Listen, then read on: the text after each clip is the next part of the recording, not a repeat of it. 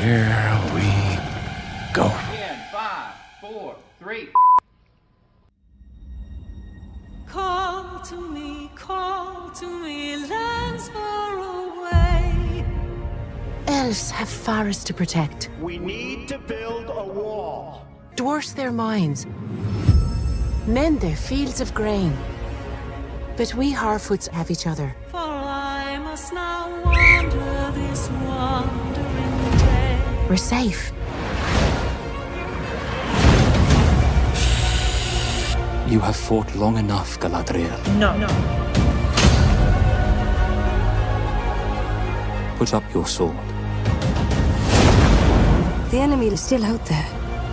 The question now is where? It is over. Nothing is over! Nothing! You were the chosen one! It was said that you would destroy the Sith, not join them!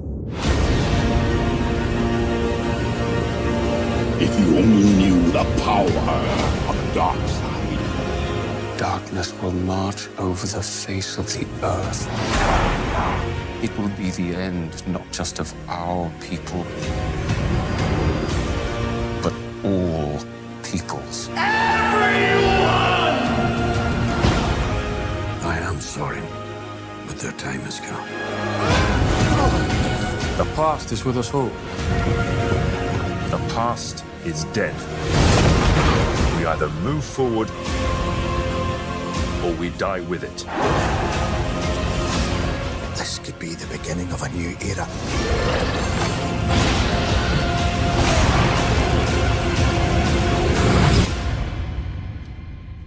Away I must wander this wandering day.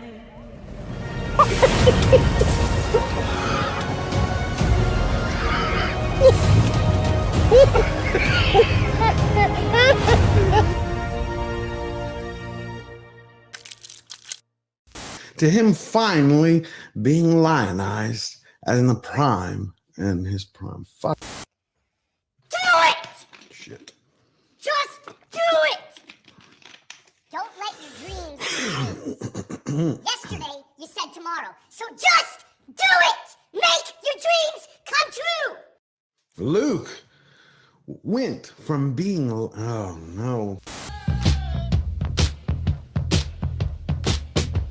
Welcome, Slayer Nation. I have some great news for you today. I hope you're all doing great. Nope, that didn't work. One more. You have failed me for the last time. Welcome, Slayer Nation. I hope... If you're tired of starting over, stop giving up. That is eating away at what you love in order for it to shine. And one man's vision is... Sometimes you don't have to make things better for them to be great again. You merely have to Okay. Hollywood continues to slow boil the culture and crazy. Well, right now, Spider-Man actor Andrew Garfield has stepped up and he's fighting motherfucker.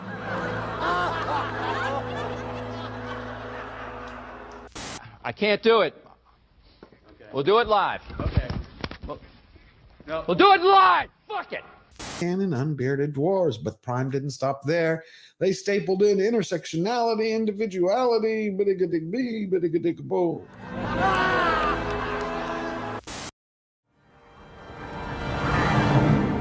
So it begins. At my signal, unleash hell.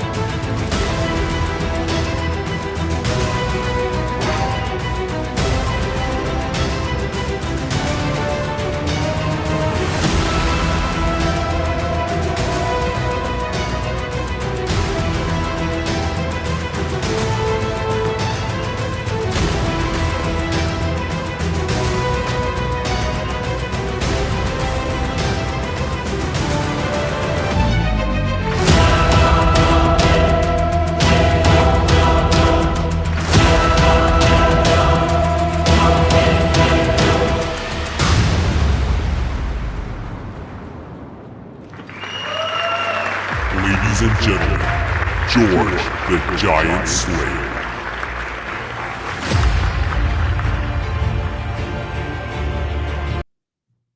Welcome, Slayer Nation. It is great to be back for our second live stream special. It's great to see all of you. I can see, let's say hello to some people here. Eric K is in the chat.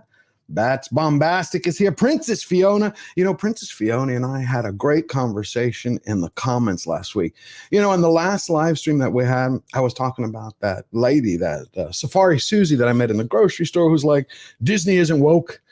And I watched every one of your videos and I hate it. Well, Princess Fiona left a comment. She was like very insightful. What she said was, hey, if she's watched all your videos, there must be something in them that, you know, that speaks to her. So just give it a little bit of time. Maybe her eyes will open up, because overcoming a lifetime of programming, you know, that takes a lot. But I also see Vashna is here, Gene Starr, Spaceman, Bo Rasmussen, Lisa H. We got Vimorin, we got Mr. Krell, we got David Moore, so many old friends and so many new ones. Now, everybody, what did you think of that intro? That was amazing. Give up a great big S for Sindek. I mean, that's my brother from another mother, and he did one hell of a job. Come on, what do y'all think? Wasn't that epic? I mean, that was just brilliant. You know, I've been thinking for a long time, yeah, it's like, what was I going to do in my life? And when I was putting together the show, I remembered some of my teachers, and I used to get good grades, except I could never make like the dean's list or the honor roll because I talked too much. So I'd always get like a C in conduct, except this one teacher, Mrs. Gwathmey. She'd say, you know what?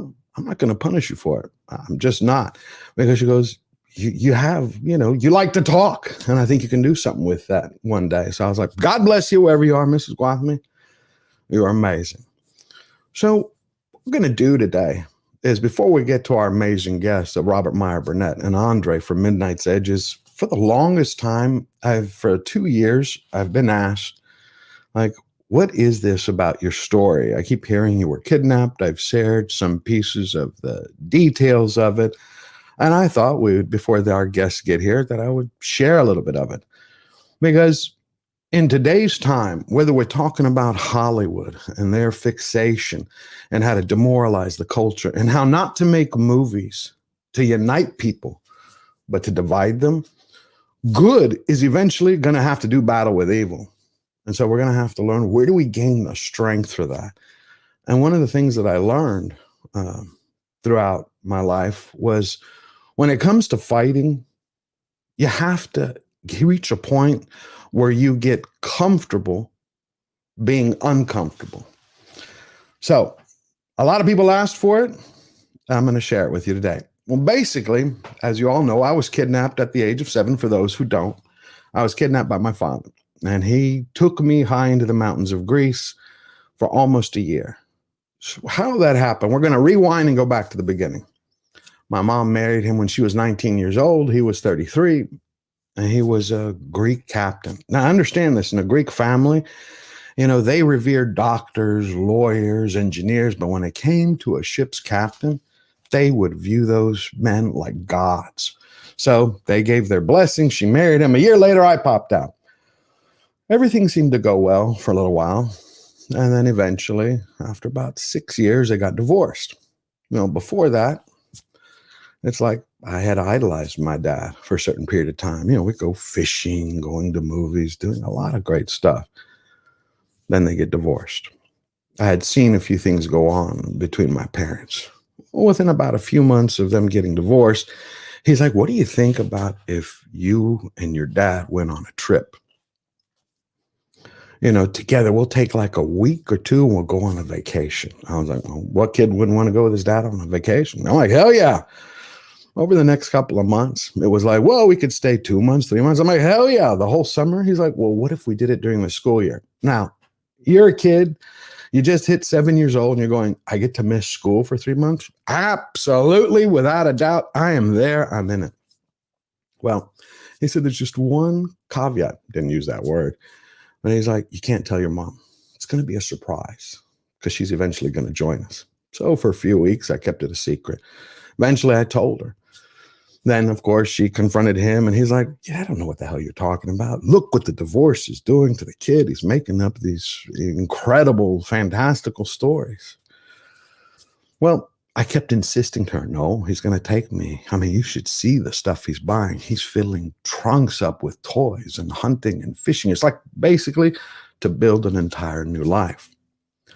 She checked it out. Everything I kept saying, he'd have a plan for it. She went to his apartment. None of the stuff that I saw was there. Then she went to every one of the airlines, and they're like, there's no ticket in George's name. Passport? Nope, no passport in his name. Friends of hers, relatives she talked to, we don't know anything about it. It's crazy. He would never do that. He'd go to jail. Well, see, he had started to spread a story about her that I need to save George, telling her friends. She's a bad woman being corrupted by her family. So I'm going to save him from this because I love him. I'm going to sacrifice everything, even risking going to jail. So a lot of people betrayed my mother and my family and me. Well, make a long story short, we finally get to October. I'm 7 years old. My mother drives me up to school. I'll never forget this. I'm looking at her. And this was like a month after she had taken me to a therapist because I kept insisting he's going to take me away. I'm not going to see you because I started to get worried at this point. I'm like, this isn't a vacation. And of course, the therapist was like, yeah, he's just making it up. His dad's not going to take him away. He's making all these intricate plans. Well, October comes. She drives me to school. I kiss her, I hug her. I said, I'm not going to see you again. Is it? She's like, you're going to be fine. I'm going to pick you up after school. Stop worrying. You're going to get sick. So hug her, kiss her goodbye, go to school. 3 hours later, note comes. Guess what? Your dad's here to pick you up. Even though she had given explicit instructions to school, he could never pick me up. They didn't care. So now we're driving to the airport. I remember I'm a foot away from him. And he's saying, are you okay? Now imagine, here's your dad who you love, but you feel weird about, but you don't want to go. So I'm saying, Dad, bye-bye in Greek. I'm like, I really don't want to go. I want to go back home. He's like, oh, okay. Here's the deal. As soon as we get to the Galleria, which is a big shopping center back then, he's like, if you don't want to go, I'll turn the car around. I'm like, okay. All of a sudden, I'm filled with hope. This is going to be great. I don't have to go. We get to the Galleria. I'm like, well, we just passed it. He's like, well, you didn't tell me in time. So he played this game all the way to the airport. He kept leaving one marker after the other. We reach this point. Oh, you didn't tell me on time. I didn't make the exit. We get to the terminal.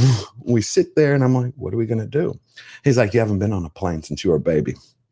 We'll make a deal. Once we get to London, he goes, enjoy the flight. Get on a plane. We'll have a lot of fun. If you still want to come back, we'll come back. Okay, I'm still trusting my dad at this point. And we get on the plane. Everything's copacetic. We get to London. I'm like, Baba, I really want to go back. He's like, oh, you do? Then I'll buy you a ticket, but I'm not going back. And all of a sudden, I'm sitting here facing, wait a minute. He kept giving me hope, and he kept taking it away. And it's something that we have to look at today. How many people in our lives, whether they're politicians with their false words or whether it's Hollywood, they show you a trailer, they pull the old bait and switch. This is going to be good. You're going to love it. It's going to be fun. Or someone saying, we're going to fix the economy. We're going to build the community back. And then what do you get? A pig and a poke. Well, in many ways, it was similar. He kept giving me hope and taking it away. And I actually think that was more destructive than when he would abuse me. I know it may not make sense, but getting you all riled up to be hopeful and to go, okay, I see a solution to this. This is going to work out great. And then taking that away, very destructive. So for the next few weeks, we're bouncing around Amsterdam, London, Italy, France, blah, blah, blah. And we eventually land in Greece. That was where everything changed. We go through customs. And all of a sudden, we're outside and we're waiting for his sister to pick us up. And he had said, of course, when we get to Athens, if you want, I'll put you back on a plane. But I was faced with a choice. Well, if he puts me back on a plane, I'll never see my dad again. But I want to see my mom. But I told him, I want to go home. So At that very moment, he squeezed my hand in such a manner where it's like when I looked at him, I was like, this isn't the man I know. It's like an alien. Like you're looking not at a monster, just somebody, a stranger that you have no clue who the hell they are. Because it wasn't done with love or kindness or even that gentle squeeze that you tell a kid, you know, calm down, behave. It was like a crushing iron grip. And from that moment, I knew things aren't going to be the same. But of course, as a 7-year-old, I didn't have the words to process it. It's more like this sick feeling in your stomach and like, oh my God, who in the hell is this person? We stay a month in Athens. Eventually, we make it high into the mountains of Greece near the Bulgarian border in this little town called the River, Potamos. Little village, very tiny, like 200, 300, maybe 400 people at most. What I didn't know at the time was that his dad, my granddad, had been a mayor of this town for 2 or 3 times. So we get there, you start settling in. And at first he was really calm. He was really nice. You know, he tried to distract me with the toys and the hunting equipment and fishing gear and all that stuff, kind of like a glamour spell. And so I'm packing, going through the process, signing me up for school, which happened to be at the church. But my mind just kept being stubborn. It's like, I want to go home. I want to go home. So any chance that I got, I'd sit there and I'd run across the street, which again, we're talking about a village, you know, cows around, chickens. So it's not really a street, kind of like a mud road. So I would go across the street to this little old lady. I'm like, hey, can you call my mom, find out? Because I didn't know how to use the phones. It's like I didn't know how to international call. I had asked him, he's like, no, you need to make a phone call. You're a kid. Your father will call. You want to talk to your cousins in Athens, your aunt in Salonika, wherever they are, I'll make the call. What I didn't know at the time is that he had already peppered the entire village with the story, that no matter what George tells you, he had told them that my mother had passed away and that I wasn't able to deal with it.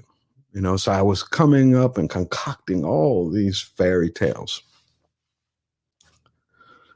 So I kept trying to get away several times, you know, run away, get brought back, tell the teacher at school.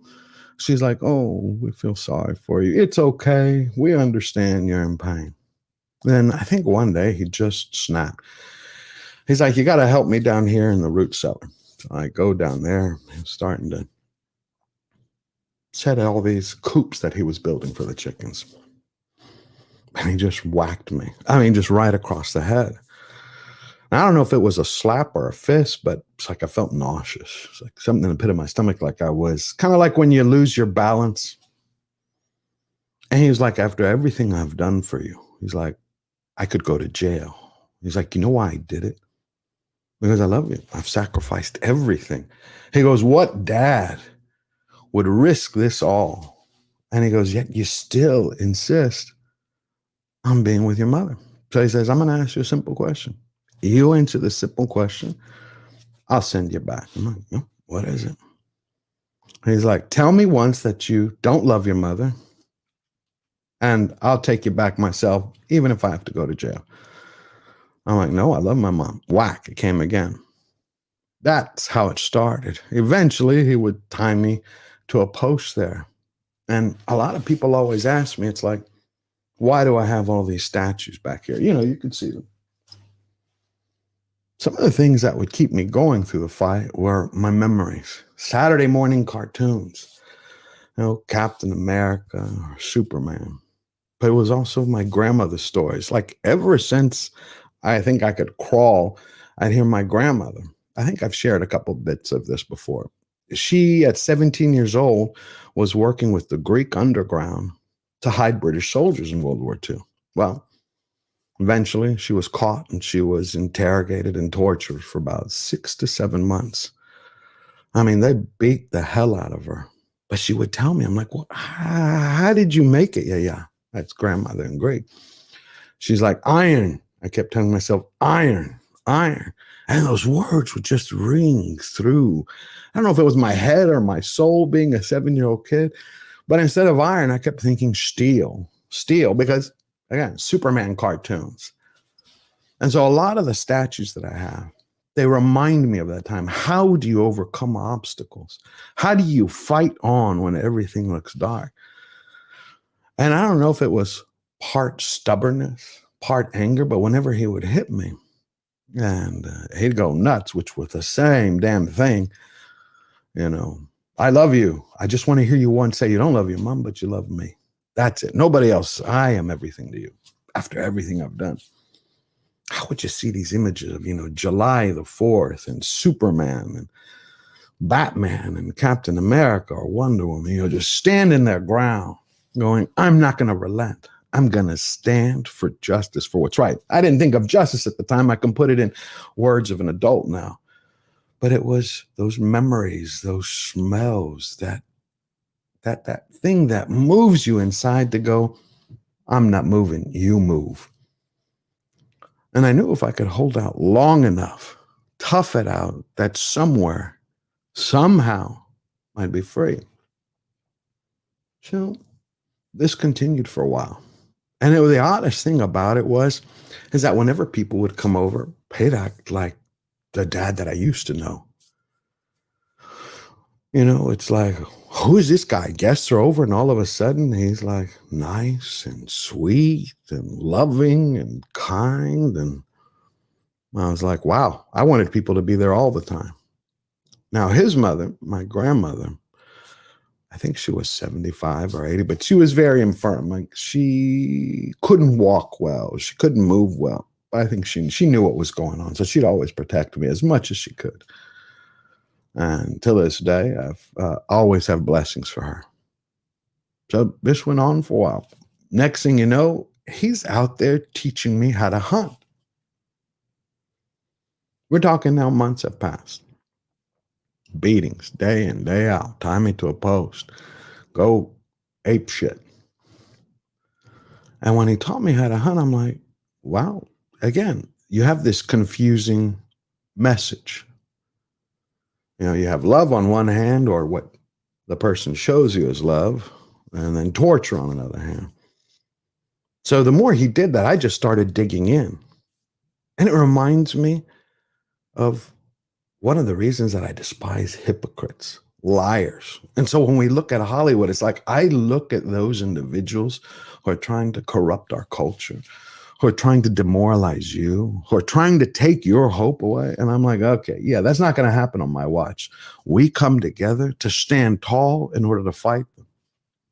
It's like, that's what eventually led me to start the channel. It's like, how do we take on giants? How do we take the people on who go, I'm in charge. I'm the one who dictates how you will live, how you will think, how you will smile, how you will enjoy life or not. It's in, their control. No, sir, it isn't. And so when we gather here in live streams and in videos, I look around and I see everyone and I'm like, this is what it's about. This is the front line where good eventually battles evil. This is how we take it to them. And you see the fact that today they're losing hope. We're gaining it. They're panicking. Disney lost $1 billion last year. Disney. And people are going to go, that's not a big deal. Look how big they are. They're mistaken. You know why? They can own the parks. Attendance is way down. They're trying to jack up the rates, which is going to even make it go further down. They put out one woke tartary show after another, movie after another. You got Echo this week with a one-legged girl who's trying to bring back, this Native American Indian mythology, which is nothing wrong with that. But none of it made sense. But for me, it was the same way. Nothing made sense at that moment when I was under someone else's control. But whether I realized it on a conscious or unconscious level, it's like, I'm like, no. He may be able to control my space, my body, but he can't control my will. I'm like, I own that the same way you own yours. That's where you get the courage from. It's being comfortable with being uncomfortable. It's going, this is right and this is wrong. This is where I stand my ground and this is where I fight. So eventually what happened is that my mom showed up out of the blue. It was like the weirdest thing. I think it was around Christmas time. And because his whole plan, which I eventually found out, had absolutely nothing to do with me. All his love BS was nothing but BS. And it was because he wanted my mother. He's like, I kidnap him. Eventually, she's going to follow. That was his end game. So she showed up against her family's wishes, my grandparents who had helped raise me, because they were afraid, what's he going to do to her? And, is he going to take her? His brother also was in the government at the time and had a lot of political pull. But when I saw her, I couldn't believe it. It's like I was looking at the sun. At the same time, it was a little bit of a stranger, because I didn't want to show her what was happening, because I could tell, there's something up with her. Obviously she was crushed, and I later found out how much it damaged her emotionally. You lose your kid. But she held this Snoopy doll in her hand. And when she hugged me, I was like, okay, I don't know how, but everything is going to be all right. I don't know what they discussed amongst themselves. I think she was there a couple of weeks. We would go out to dinners and walks, but it was always with my dad, like a chaperone. Eventually she left. And boy, when she left, he went into a rage. So we go back up into the mountains, leaving Salonika. And he's like, see, all you had to do is just once say you love me, but you're so damn stubborn, so egotistical, didn't know what the word meant at the time. He's like, you're full of yourself. You think only of you. You're being selfish. Just say it. He goes, just say it. Just say it just to please your dad. And I'm like, no. That drove him mad that a little kid at 7 years old was like, nope, not going to break. It's like the more that he hit me, instead of feeling the pain, which I did, it made me angry. And I was like, this is where I dig in. This is what I own. And I'd later find out from my grandmother. It's like when the Gestapo were beating her, she got out of it one day. Like they finally relented. Like she thought, okay, they're going to kill her one day. They were in this 3rd-story building. And she looked out the window and she's like, oh, look at all the beautiful fishes swimming by. And she knew how to speak, and she knew German. So they were saying to one another, an officer and I think another officer, the way she told me. And she's like, they were telling each other, you broke her. You beat her so much, she's lost her marbles. My grandma's like, I didn't. They were just stupid. Eventually, they transferred her to one camp, and she eventually ended up in Auschwitz, where she met my grandfather. They were there for 3 years. But her stories of survival, it's like, you're sitting here as a kid. It's not like you catalog them and go, okay, my grandmother told me this is how to be strong. It's just things would pop in my mind, or they would, you'd smell something familiar, or you get a surge of strength from somewhere, or you'd be crying and all of a sudden you're like, wait a minute. Yeah, told me that when she was crying inside, she was laughing because she's like, I'm just going to stand here and be tough. Every hit is going to make me iron. Well, every hit he gave me, I was like, steel, Superman, Man of Steel, Captain America. I'm not moving, you're moving. And so that continued for a bit. Eventually, I actually would face him down with everything that he taught me. Every manner that he had taught me to hunt and fish, and the beatings, they made me strong enough to be able to take down my first giant. Not physically, obviously, 7-year-old again. But when people ask me, it's like, would you trade your life for another one? Would you do it over again? Not for $1 million. For nothing. Every life is precious. Our memories, what we gain from them, what we learn from them. That made me who I am today. Because I'm sitting here now. We have great conversations. We get together. We discuss things. We unmask Hollywood, or we take a look at the politicians or special interest groups. That's where I'm at today. A lot of kidnapping survivors, they don't call themselves survivors. They call themselves victims. Well, I view myself as a victor. Because of what he did, I took strength from it. He wanted me to come out being angry and negative and turn my life upside down. I'm like, no way. I had written a book about it a long time ago. I was like, yep, no. He was not going to own me for the rest of my life. I was going to own me. And it's funny, it's that when I heard 25 years later that he was had a heart attack, I hadn't spoken to him in that long, I called him up. And I said, I heard you had a heart attack. And he's like, who is this? I went, it's George. Oh, I don't know any George who's supposed to be my son because I don't have a son. I didn't call him father or anything. I said Menos was his name. I was like, Menos, how are you doing? I heard you had a heart attack. I want to see how you're doing. He's like, I don't have a son. I'm like, okay. I just wanted to call and let you know I forgive you. Nuts, batshit, whatever the hell was wrong with you. You need to be able, if something happens to you, to go in peace. He's like, drop dead. I'm like, okay. God bless you. Jesus loves you. And we hung up. Now, that is someone that I later found out he went through a tough childhood. It was during this Greek civil war between the left and the right in Greece. And people had claimed he was adopted, not adopted, all kinds of crazy stuff. But it turned him into a monster. He took his pain and allowed that to torture him, to turn him into something that he said he didn't want to be. And I refused to allow that to happen. I'm like, I'm going to take strength from this. I'm going to rise up from this.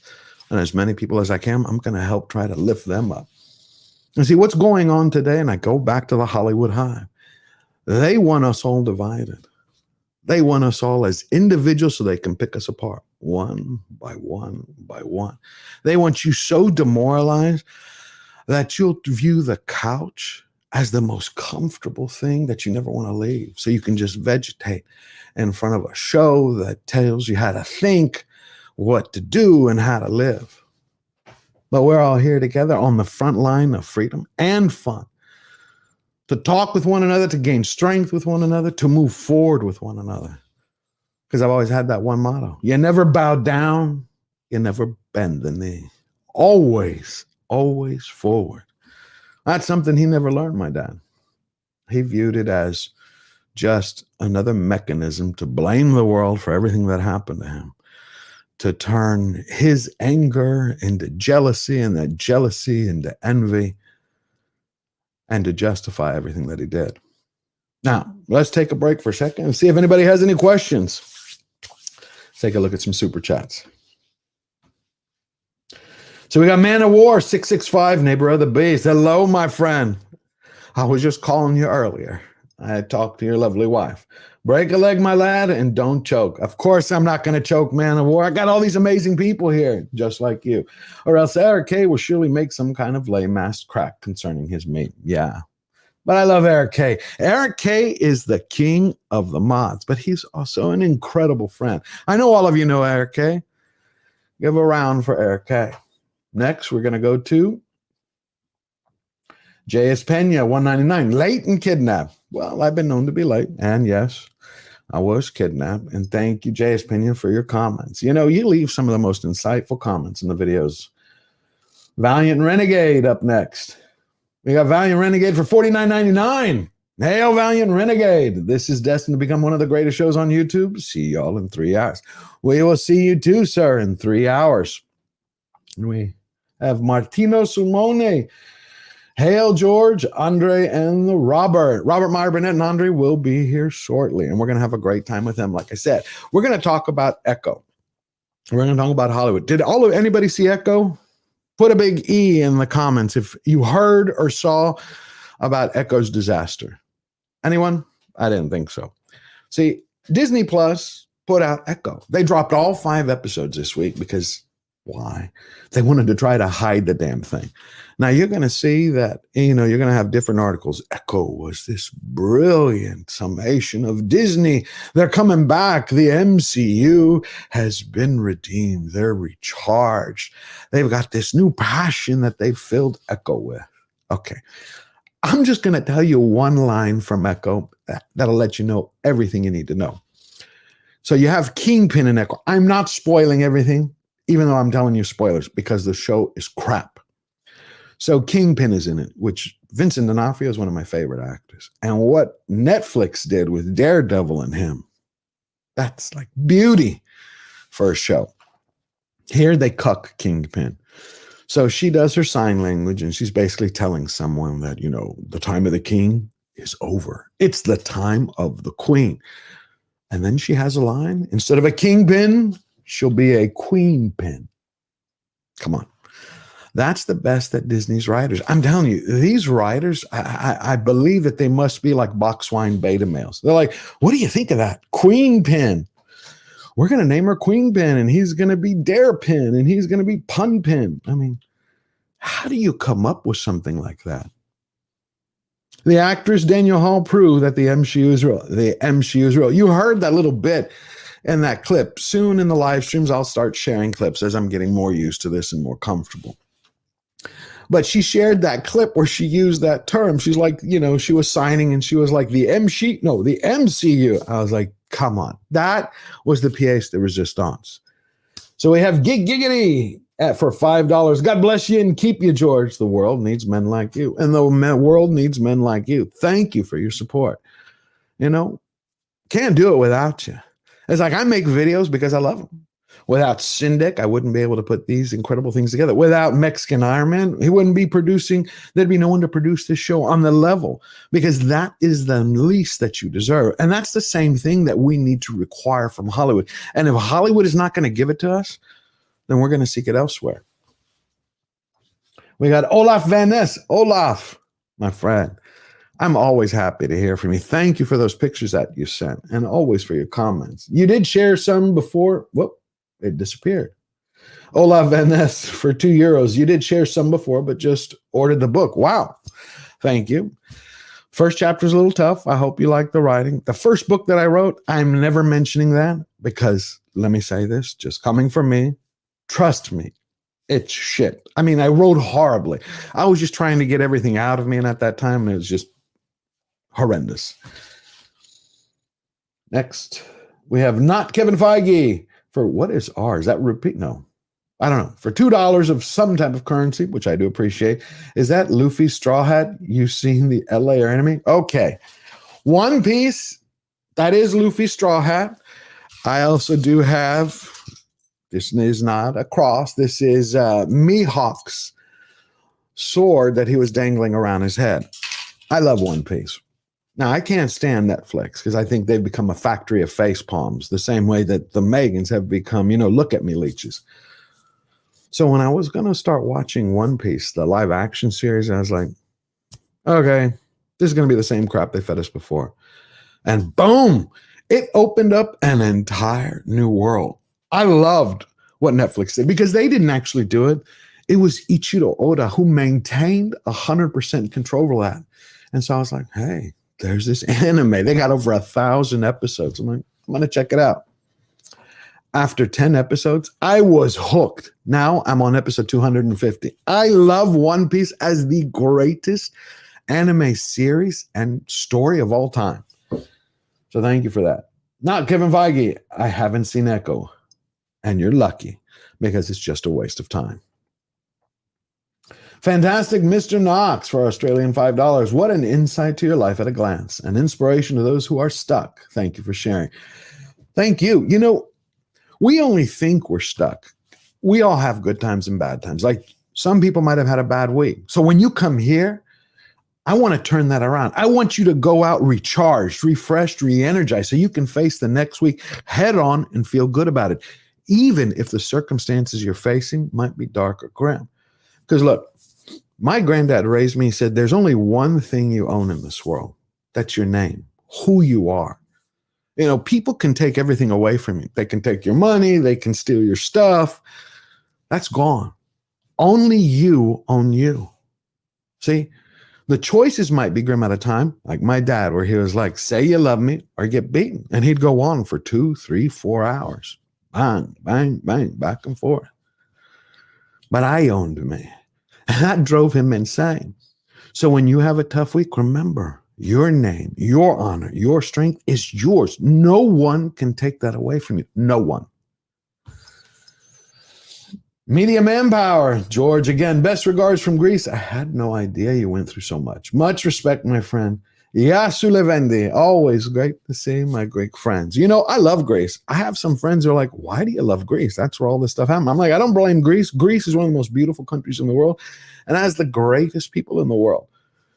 You know, my dad, as a Greek father, was an anathema. Most Greek dads will bend over and die for their children. I mean, they will do anything. They will lift the heavens if they can. So he's just that one in a million that just came out wrong. Thank you, Media Manpower. Julia Getman for $4.99. Because you weren't believed when you were little, do you think that's why truth is such an important value? You know, Julia, I think it really is. It's a combination of that plus my granddad. He's like, your name, your honor is the only thing you own, who you are. Because in his age, when he was growing up, you didn't have contracts for most things. It was your bond. You shook a hand with a man. And if you broke your word, nobody worked with you. And everybody would look at you. There's a saying in Greek, I'm trying to remember, he was like, it's like the thief and the liar might celebrate the first year, but it's basically after that they're discovering it's all downhill. So lying to me is one of the most disgusting things. You know why? When you lie to someone, it's saying, I disrespect you. I don't respect you enough. Either you can't handle the truth is what someone is telling you. And so I think that you're weak and incapable of dealing with it. Or they're saying you don't deserve the truth. Like if Hollywood actually had the balls, the courage to tell the truth, they'd say, you know what? We hate everybody except for those who believe in our ideology, in our cult. You follow that, it's all gravy, baby, but they don't. They try to mask it. They try to hide it and play the little snake games. Julia Getman for $4.99.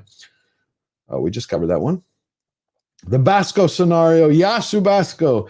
Tikani's there. Always great to see you. Onward. I hope you're doing great too and everything's going well in Canada.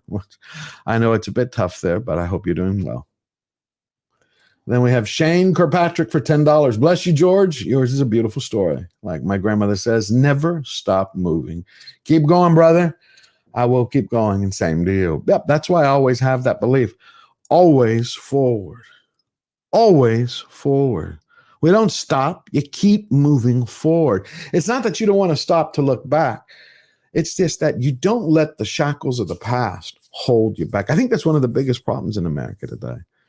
I think it's too many people keep looking backwards. It's like I want someone to stand up and say, today is day one. No more looking back, only looking forward.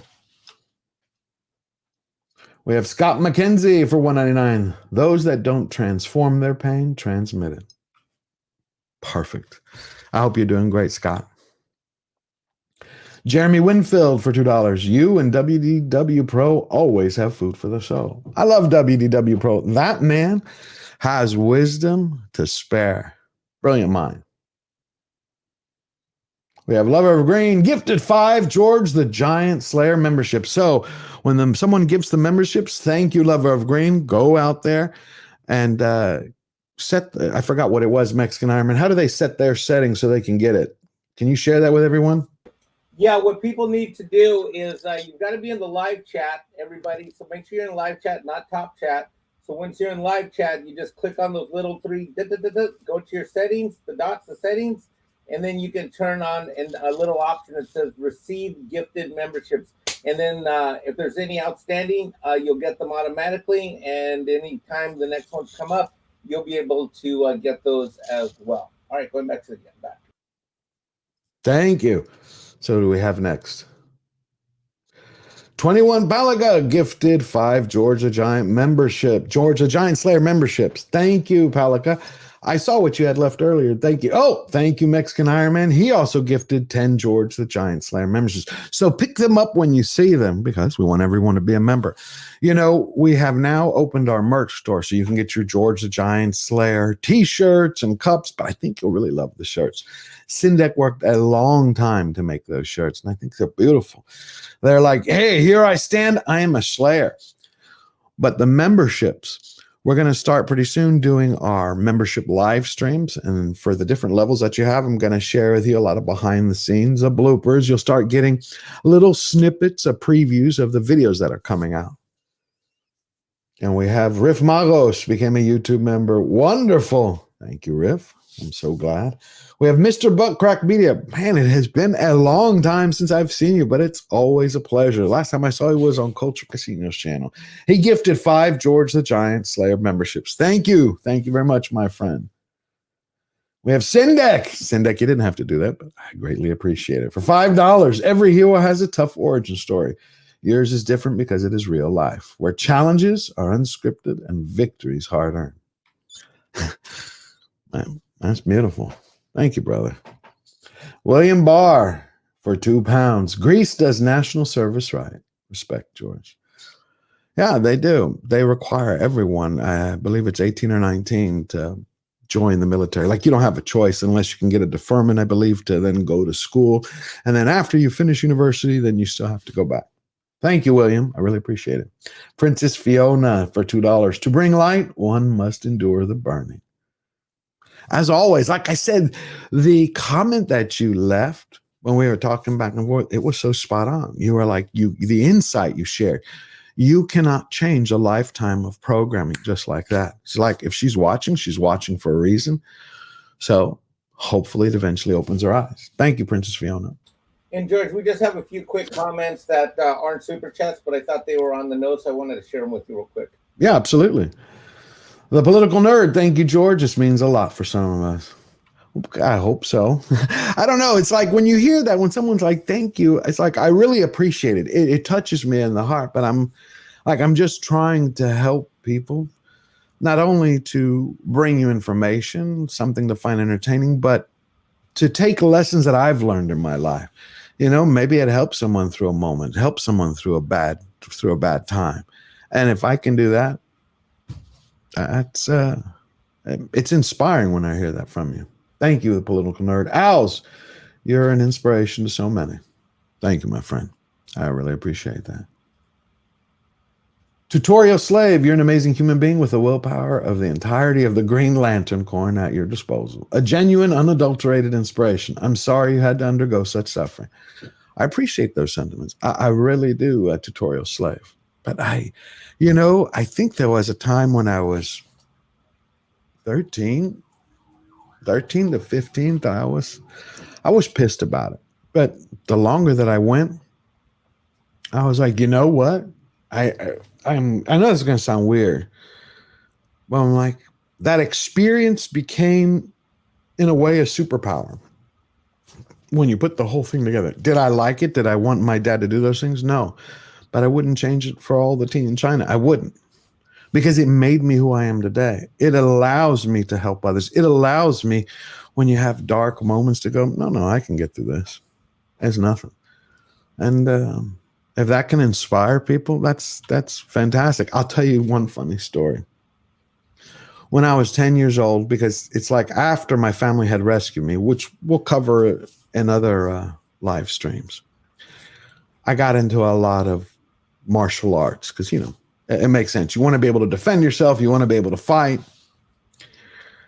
And before he had kidnapped me, I was always like very meek, very humble at school. It's like I get my butt kicked because I'd be heavy one year and skinny another year. So you got all the fat jokes in this. And I'm like, no big deal. And my headmaster one day, he pulls me into his office. And he's like, okay, George, you have to defend yourself. Now, the reason I hadn't defended myself is towards the end of my parents' marriage, I saw my dad hit my mom. That's why I'm saying it's a longer story. There's conflict there because earlier I said how I'd idolized him. Until that moment when I saw him hit her, he walked on water for me. And then when I saw him do that, it was more like, is this the guy that I know? It was more like a dream because it didn't match my perception. But I carried that through school. I'm like, I'm not going to hit anybody. Boys fight, especially back then. Boys fought all the time, not to try to hurt each other, but it's what you did. You got down in the mud and you had fun, So my principal tells me one day, the headmaster, he's like, George, it's time to stop being a lamb, It's time to be the lion. And I was kidnapped. Then when I returned from Greece, when my family rescued me, I remember, I think it was like 6 or 7 months later, I'm in school, and someone picked on me for some reason or other, and I just decked them. Get taken to the principal's office. And he's like, George, did you start it? I'm like, he did. He's like, oh, it's okay now. But I went through this small, like 3-month cycle where my grandmother would come and pick me up from school. And she said I reminded her of the character from the Charlie Brown series, the one who was always rolling, who always had like dirt and mud around him, because I was always rolling in the mud with 3 or 4 people. But so I started taking Kung Fu, started taking different martial arts classes, and I would take a shower at night, and we had this metal frame on the shower door, right? So right after my shower, I would do this roundhouse kick, and it would swing right open, and 10-year-old George, I'd pose. Of course, you can see where this is going. One night, my foot slipped, and it went straight through the glass door, and this is before safety glass. I'm sitting here, I'm looking in the mirror. I'm going, oh my God, what did I do? My mother is going to whoop my ass. So I'm sitting here praying, please God, let something happen to me. Like, did I scratch myself? Did I cut myself? Just something so I don't get in trouble. So I'm looking down, all of a sudden I'm seeing little droplets of blood. Here, then I'm like, I had severed my Achilles tendon. There was just, and so I'm sitting here, I'm like calling my mother. I'm like, Mom, can you come here for a moment? Just a second. I'm like, okay. Now, before, it's like when you try to tell parents, don't freak out. I couldn't get the freak out before she just blew the door open. I'm like, hey, don't freak out. I cut my leg. It's bloody. Sorry about the glass door. Because I had severed the nerves, I didn't feel a damn thing. Now, she's sitting here and she's freaking out. And I'm like, please calm down. I've wrapped it in a towel. And I'm like, whatever you do, just calm down. I'm like, it's my leg cut. And she's like, kind of like pulling her hair out. I'm like, don't stop. She's like undressed. She's like, I got to take you to the hospital. I know, but can you do that somewhere else? Anyway, she calls my grandmother. I tell her, don't call my grandmother up. It's like 10 o'clock at night or 9:30. For some reason, I was late instead of going to bed at 8 that night. Of course, my grandmother comes over and, survivor from concentration camp. It's nothing. It's a little cut. Of course, it's like 4 towels wrapped around it. It's pouring through the entire thing. They take me to the hospital, and they wheel me into the emergency room. And the nurse or the receptionist who is there is like, telling my mom, you got to fill out all this paperwork. And my mom pulls, if anyone's ever seen the movie Terms of Endearment, like, slamming down the thing. My son is bleeding. What the hell is the matter with you? Just going insane until she grabs a doctor from the emergency room and they wheel me in. And the point of the story is that, you have to be ready for everything, even in the worst moments. And it sounds cliche, there's a silver lining to every cloud, but there is, except most people look at it outwardly. It's in here. This is where you find it. It's deep down inside. Like, they were all panicking and freaking out. I might have been in shock, but it's about maintain who you are. And that's a tough thing to do, whether it was my dad or whether it was the shower, or whether it's cutting a leg or whether it's at work. It's like, I was reading a story the other day for about a Hollywood studio. I think it was Paramount. And they're going through a lot of financial difficulties.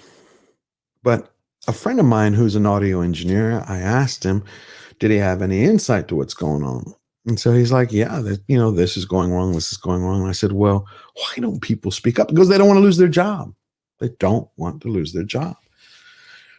And I thought about that. And I said, do you understand that they've in many ways already lost their job? He's like, no, they're still getting paid. I'm like, no. Think deeper than that. Deeper. You go to work in whatever company you're at, and someone tells you to do something you don't like. Someone tells you to believe something you don't like. Someone says, believe this ideology. And most people are silent about it. They don't say anything. They just want to keep their heads low. Just go to work, clock in, get your check to take care of your responsibilities. I get that. But I was like, do they realize the fact that they've given up their choice? You know, today it is be silent or lose your job. Tomorrow, what if they say, hey, we're going to have a day where you all bring your children to work? So, you know, companies do that all the time. Except we're going to have a gender transition human resources person who's going to talk to your kids about that. I'm like, would you take the kids there? Do you want to confuse them? Would you do that? What if they tell you, hey, who are you going to vote for in the upcoming election?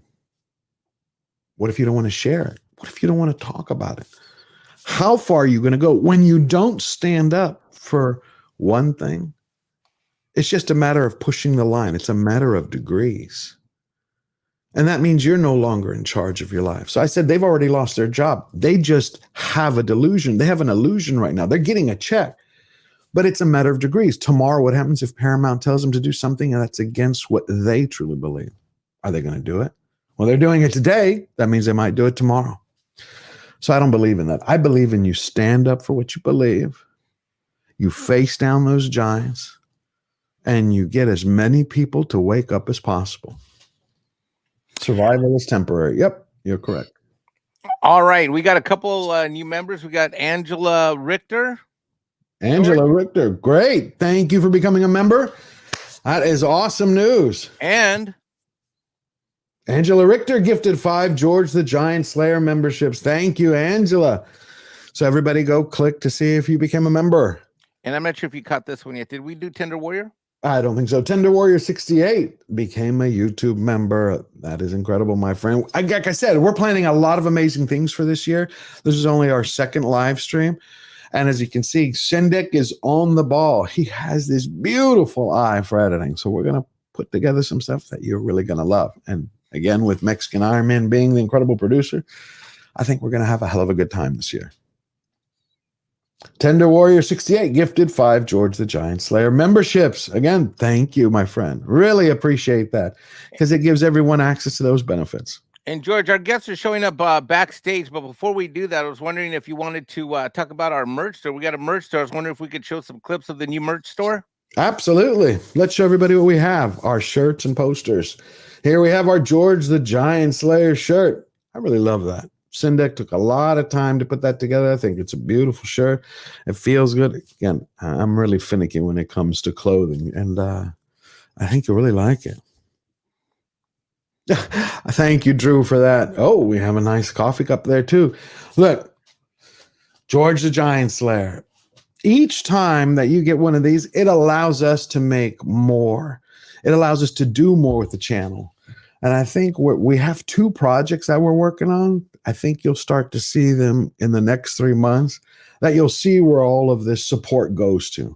I think it'll be a good thing. And you know, George, we also have an alternative mug, too. This one's a little bigger, a little taller, gets a little more room for your milk. And then people don't know this, but computers and mice work better with a George the Giant Slayer mouse pad. I like that. Yeah, I just saw the mouse pad the other day. It's really cool. I love the logo, you know, because I like it because of the fact that it has the G and the helmet in it. I think that's really cool. We've got hoodies, George. Oh, the hoodies? I hadn't seen the hoodies yet. That's new to me. Yeah, that's new. Now, our guests are backstage. George, I'm going to drop the link to the new, if you see Eric K's got the link to the mixed tea things. If you could pin that to the top would be great, George, in the live chat. Absolutely. Eric K has the link dropped there. That'd be great. And both of our guests are backstage. So I'm going to go to the back and I'm going to bring them to the front and let you fine gentlemen talk about the amazing things you're going to talk. Wonderful. Andre, welcome. Robert Meyer Burnett, welcome here to our second episode. Thank you so much for coming. Well, thanks for having us. Oh, no, it's my pleasure, my friend. My pleasure. I'm so glad that y'all made it. You know how much I respect you, too. Well, it's our, I can't speak for Andre, but it's my honor. I would imagine it's Andre's as well. Yeah, likewise. It's a pleasure to be here, and thanks for inviting me back after last week. Then, obviously, didn't screw up too much. No, come on. Yeah. Like I said, I've been a fan of y'all's for years, so it's my pleasure. What did y'all think? I got to start off. Okay. Disney put out the new name for the Mandalorian movie, Mandalorian and Grogu. Because I have a few ideas. I'm like, Please, Robert, Andre, tell me. I'm like, who is coming up with these gems? Who's like, they might as well have called Star Wars Spaceships and Space Battles. I mean, were they going to name the next buddy cop movie The Cop and the Other Cop?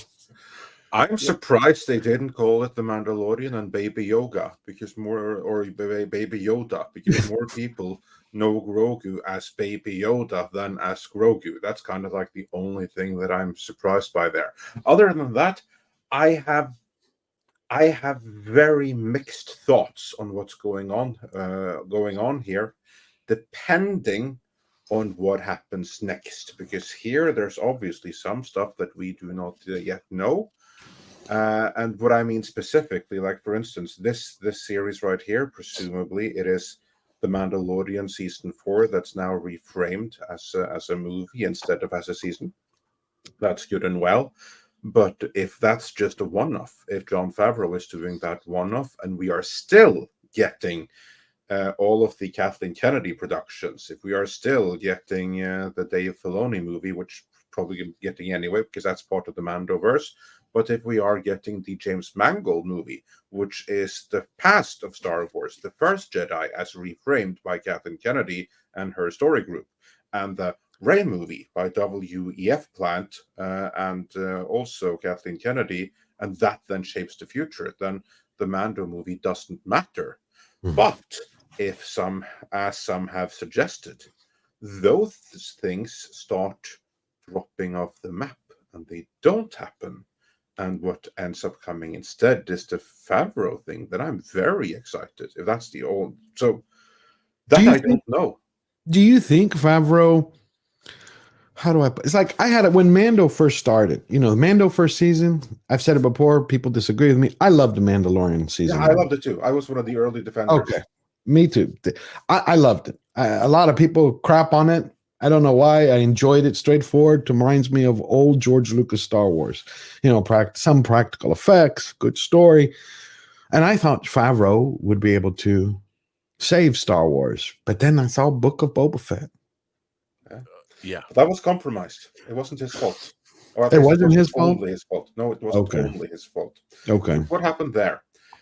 Because here we have to go a little bit back in history. Because where was Book of Boba Fett teased? At the end of Mandalorian Season 2. Mandalorian Season 2 was fantastic, right? What happened after that? Kathleen Kennedy came back into the picture after being off doing the Indiana Jones. Blood. No. The book of the Children of Blood and Bone.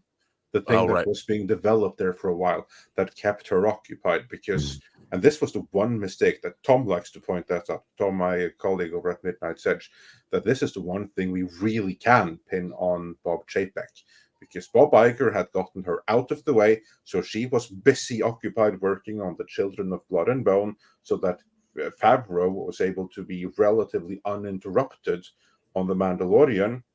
But then Chapek made this one big mistake, telling her, what are you doing with this crap? Come back here and do the proper George Lucas stuff. And that's when she got involved. And what happened in between the two? She fired Gina Carano. And that was a very big thing because Gina Carano was supposed to headline not just one, but 2 series. She was supposed to headline Rangers of the New Republic. And after that, a Cara Dune standalone series. And both of these would continue the narrative with the Mandalorian and Grogu, who were separate. But then over the course of those series, they would be reunited again. Okay. But now that could no longer happen. And so why suddenly the Mandalorian, the Book of Boba Fett had to be halfway be another Mandalorian season again, because now they suddenly had to cram in several years worth of storylines into the Book of Boba Fett. That wasn't Jon Favreau's fault. Then he made some other questionable decisions as well. That was his fault. But that was a perfect storm of everything that went wrong, with some questionable decisions from Favreau combined with his entire roadmap and plans being flushed down the drain. That's good to know. I mean, that's really good to know because I was blaming him for that. And like always, it's partially his fault. Like, for instance, Boba Fett not being a badass at all. He was not going to be. That was his fault. Okay, because I was waiting for that Boba. I wanted the old Boba to come back. I hated the fact that they pulled his helmet off. I did not like that. To me, that destroys the mystique.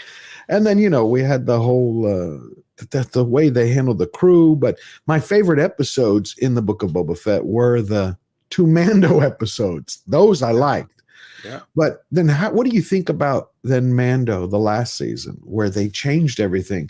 I mean, we went from this is the way to this isn't the way. Remember where they said she was allowed, I forgot her name, she was allowed to take her helmet off because she lives in 2 worlds for the armor? Yeah, Katie Sackhoff's character.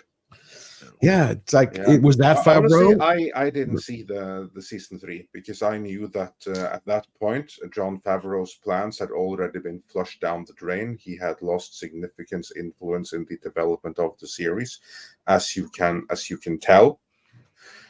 So I honestly had no interest in season 3. I mean, I covered it, but only what was already out there. I never did a review or something because I didn't have time. I had no interest in it anymore. The vision was compromised, obviously, with the firing of Gina Carano, because I have always described her as a load-bearing pillar. People can say, "Oh, she wasn't that important." No, she actually was really important. Jon Favreau wrote that part specifically for her. Removing her, that would be kind of like removing Thor from proceedings before the Avengers. That's kind of like the equivalent of what they were doing there. She was one of the linchpins for the entire roadmap of Jon Favreau's universe. When she was gone, 2 whole series were missing, and all his plans were compromised. We don't know exactly what else happened behind the scenes. Right. I think that he lost significant influence and power during the making of The Mandalorian Season 3. And what I don't know, there are some who suggest, and there are people with track records, that Favreau has just been biding his time. And now he's back in full force, and he's the future. We'll see what happens with that. Is that true? That's very exciting. If it isn't, if he's just doing a one-off to round out the Mando storyline, and beyond that is the Rey movie, do you have faith? No reason for excitement at all. So you would have faith in him if it wasn't a one-off, like if he was going to head it up. Okay. Yes. I would have if what happens here, if his return to the Mandalorian is a signal or is signaling another change of power so that he has more influence than anyone else, then I think that is a good reason to be excited. If this is just a one-off and the future is still female, as Kathleen Kennedy likes to put it, abandon all hope. Abandon all hope. Those are the two options as I see them. And I do not know which of those 2 paths we are on right now. I'm sure some people know, but from an outside perspective right now, it's Schrödinger's Star Wars. Oh, Schrödinger's Star Wars dead, or is it alive? I don't know. What do you think, Robert, about that? What do you think? You think if Favreau is the one to head it up and it's not a one-off, you have faith in him like Andre does? First of all, I think Jon Favreau is a great writer and a great filmmaker. I agree. Obviously, he founded the MCU with Iron Man. I really like Swingers. There's a lot of other movies that he made that I really liked. And I think that here's my problem with all of Star Wars. Why should people get excited about a movie version of something they've been watching on Disney Plus for 3 seasons? It's like the now there have been, we've seen TV shows. The X-Files famously did it after 5 seasons. They did their movie that led into season 6 with varying degrees of success. But I think that, like what Andre was saying, Star Wars is a mess. And how many, they make a big deal about bringing Daisy Ridley out and announcing Sharmeen Obaid-Chinoy to direct this film. And of course, we're going to make women at the forefront. Now, that kind of stuff. First time ever. Yeah. Like, all that stuff is like, for me, I'm like, why are you leading with this? Here's what I don't understand is, if you tell me that we have a great Star Wars story that has really been well considered, the guy from Peaky Blinders who created Peaky Blinders was writing it, why not lead with him and say we have one of the most talented television writers. You know, Peaky Blinders is a terrific show. I love that show. Oh, Why yeah. aren't you? Why is this like? Oh, we're going to put women at the. What does that matter? Like at the end of this weird realm of identity politics and where it's incredible to me that somebody has to come out and say this, because if you go back and think about Star Wars, we meet R2 and 3PO. Who is the next significant character? Who's the third? Who's the Leia. first human? Princess Leia. What do we see of Princess Leia? She's secreting the Death Star plans aboard R2. She takes on stormtroopers. She goes face first right into Vader's chest and gives him shit. Hell yeah. She lies to Tarkin and Vader in front of their face. She endures torture. And when she's not being rescued very well, she takes command. This is some rescue. The character of Princess Leia in Star Wars is immediately a badass. And even in the course of the Star Wars movies, by the time you get to Return of the Jedi, not so much a badass. She's been relegated to sort of second fiddle position or love interest to Han Solo, which I always thought was kind of foolish, because she's great in Star Wars. That's a great character. She's plucky, she's strong, she's a statesperson. That's why they ruined her. They ruined her in that scene in Last Jedi with the Mary Poppins. Oh, all that stuff. I mean, it's so. But be that as it may, the as I've been saying for years on YouTube, what people want are great stories well told. Yep. And it doesn't matter who's in them. You can put anybody you want in them. I don't care what you want to put in. Characters that are marginalized groups, fine, but don't lead with that. Give us a great character and let us discover that great character on their own. Make them live on their own. Don't think your story is going to be any better because you're playing the identity politics card. That has nothing to do with whether a character is good or not. You know, and yet everybody, like in this desire to represent everybody, what you're doing is you're compromising storytelling and character. So everybody loses, because the people that you're trying to represent are being put in shitty movies with shitty characters. And that doesn't do anybody any good. What you want to do is you don't want to lead by saying, look, I understand where Miss Chinoy was coming from. She's from Pakistan. Her activist films were definitely sticking up for a good cause. I mean, she comes from a very misogynistic society that does horrible things to women, suppresses their education, acid attacks. But that's not the U.S. But that's not the U.S. Right. And that's the thing. But that activism is what movies like Star Wars fight against. It's escapist entertainment that hopefully the message is, hey, can't we all get along? That's, you know, the idea of Star Trek or the idea of any of these things. And I am sick to death. Here's the thing.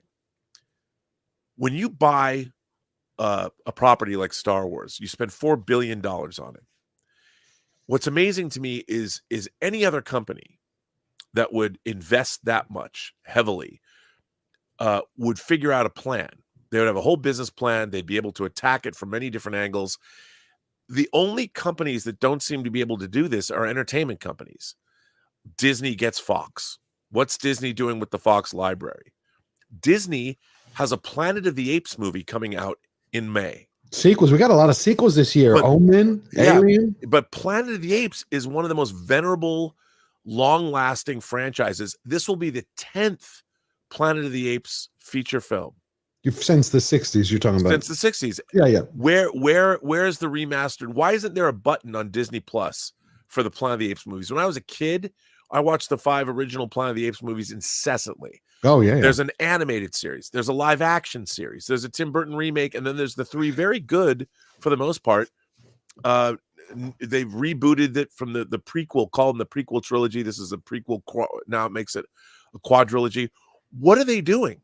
You know, normally 10 years ago or 20 years ago, if a studio had another entry into a franchise coming out, they would use the previous entries of the franchise and promote them.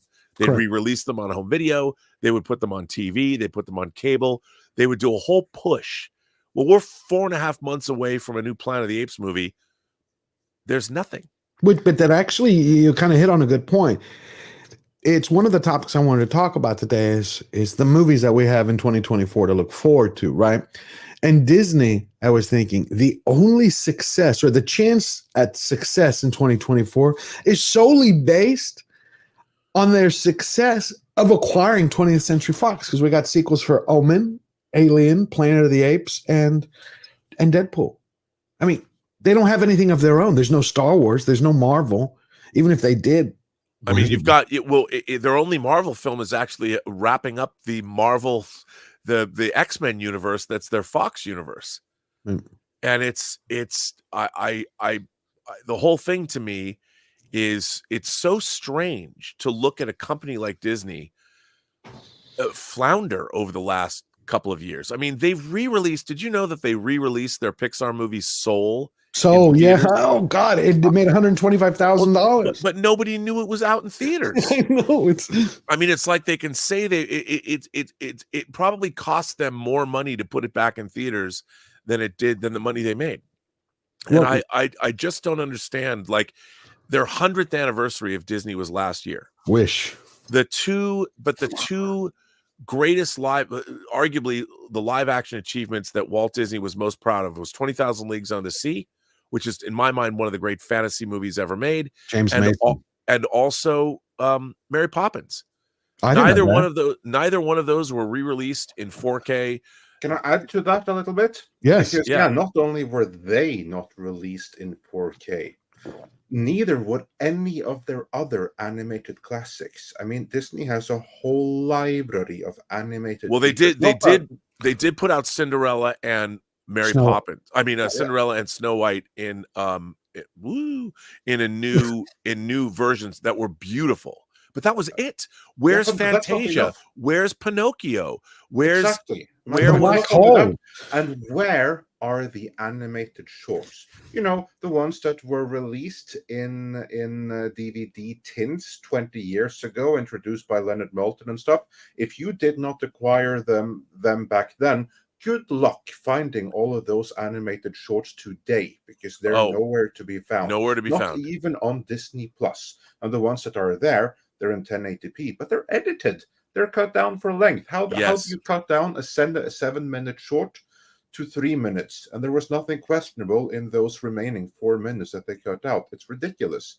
And to me, those animated shorts were central towards the entire Disney brand. I mean, that is where they learned all of their skills, all the craft that they went into the animated movies. Well, it was the animated shorts that was the testing ground there. So many of the Disney characters, Uncle Scrooge made his debut in an animated short, and all of that is lost. You can't find it. It's nowhere to be found other than in the DVD releases that were put out 20 years ago and are long since out of commission. It's nowhere else. Just lost, unless you happen to have them like I do. Right. You know what I've always wanted to do is a short collection of Jiminy the Cricket. Remember Jiminy the Cricket every Saturday? Oh yeah. I just, like Andre was saying, I failed to understand, like, the entire Fox library, not just Planet of the Apes, but Planet of the Apes, when Fox was its own studio, they would release for DVD. They put it in a Caesar's head box with rooted hair, this 1-to-1 scale, well, not 1-to-1, like half scale bust. And then for Blu-ray, they put out a beautiful book with all 5 Planet of the Apes movies in it.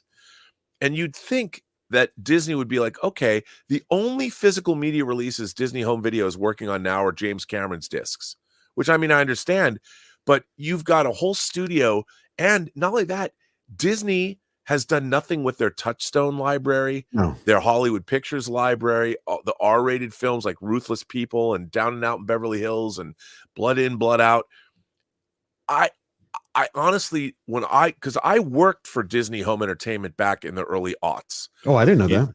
Oh yeah, I worked for a company called Curdy Pellerin, the same company that did Lord of the Rings, the special features. We were doing all the special features on all the Disney box sets and Pixar, and I produced a feature-length documentary on the making of Tron.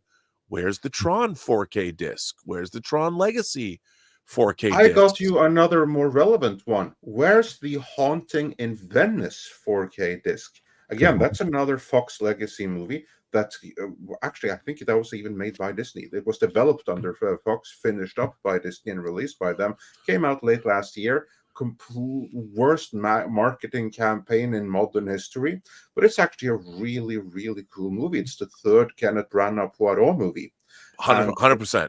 Yeah, and it's actually really, really good. And I would love to see that series continue. I know Kenneth Branagh wants to do like 4 or 5 more movies in that series. But how's that going to happen when Disney keeps bungling the release and they don't even put it out on 4K anywhere? No, and it's baffling to me, and I feel that like, is it incompetence? I didn't mean to interrupt you, but it's either incompetence or it's purposeful. Well, you know. Here's the thing. Here's what I think. The problem now is that the entire entertainment business, everything that people knew about the business, has been blown up. Everyone went all in on streaming without really realizing what that would entail. Again, they just look at Netflix. They didn't realize that Netflix had a decade head start on all of these people. And Netflix is a global brand. I mean, they have programming from all over the world. Can I add a little bit to that? Because we actually discussed this with Bill Hunt way back in 2018. And what was very obvious to us in our discussion with him, like now 6 years ago, 7 years ago, actually, is like what we said right there, which I think Hollywood still hasn't realized, that what they're engaging in here is a new format war. What you need to basically see is that Netflix, that's one format. Disney Plus is a competing format. Yeah. HBO Max is another format other than that. So they just entered in a new format. And there's the beauty. They already had a dominant format. It was Netflix. And then you had like this Betamax in HBO at the side. The market could probably sustain that. But when everyone wants to be their own streaming service, there can only be one king of the hill. They fractured and destroyed the entire market. And of course, Netflix were going to be the ones ending up on top. But they were weakened. Instead of everyone just accepting, okay, we accept that the streaming format is Netflix.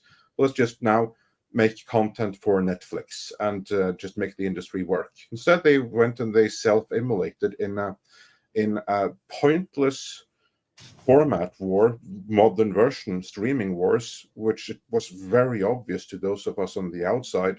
This thing can have no winners, only losers. How can adult businessmen who should know this, whose job it is, who has paid hundreds of millions of dollars, how do they not see what's blatantly obvious to outside pundits?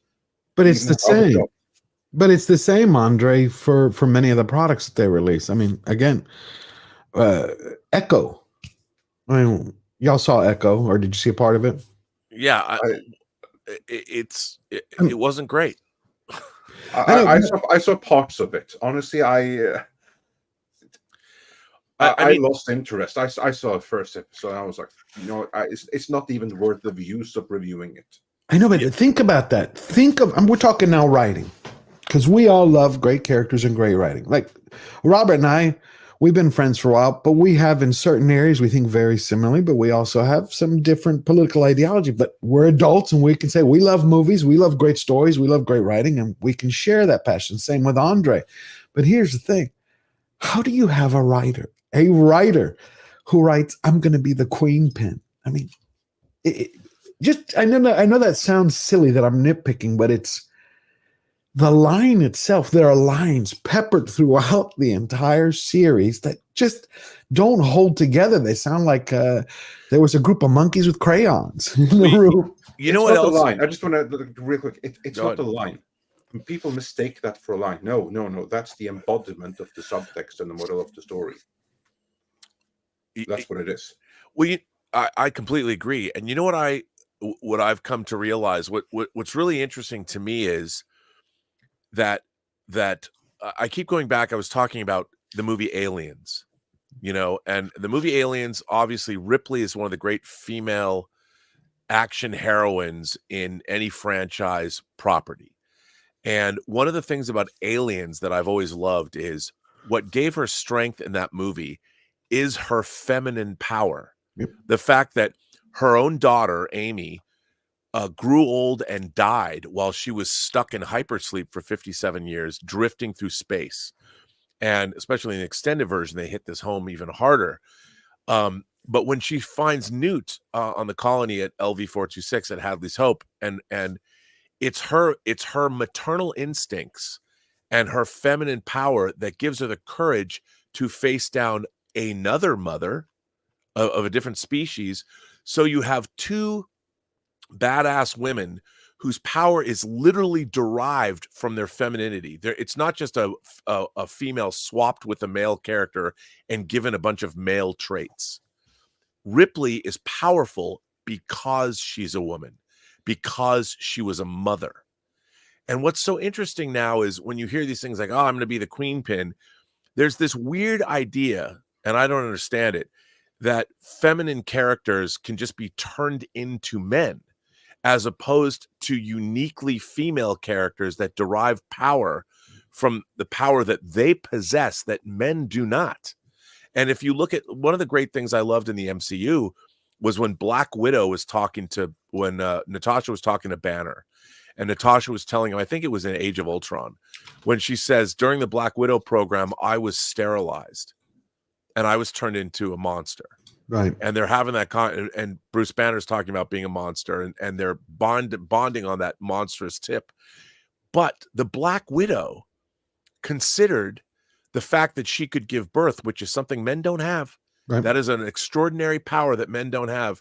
She had had that power taken from her by her male minders. And that there's a power inherent in femininity that men don't have. Nowadays, it's all just, let's make everybody a girl boss. Let's just make them interchangeable with men. Whereas in the movie Aliens, all the men get vanquished by the alien queen and her minions, but not Ripley, because she is a mother, because she does have the power to give life, and it makes her interesting. And it gives her, same thing with like La Femme Nikita, if you watch Luc Besson's movie. Oh, and it's a great movie. It's an incredible movie.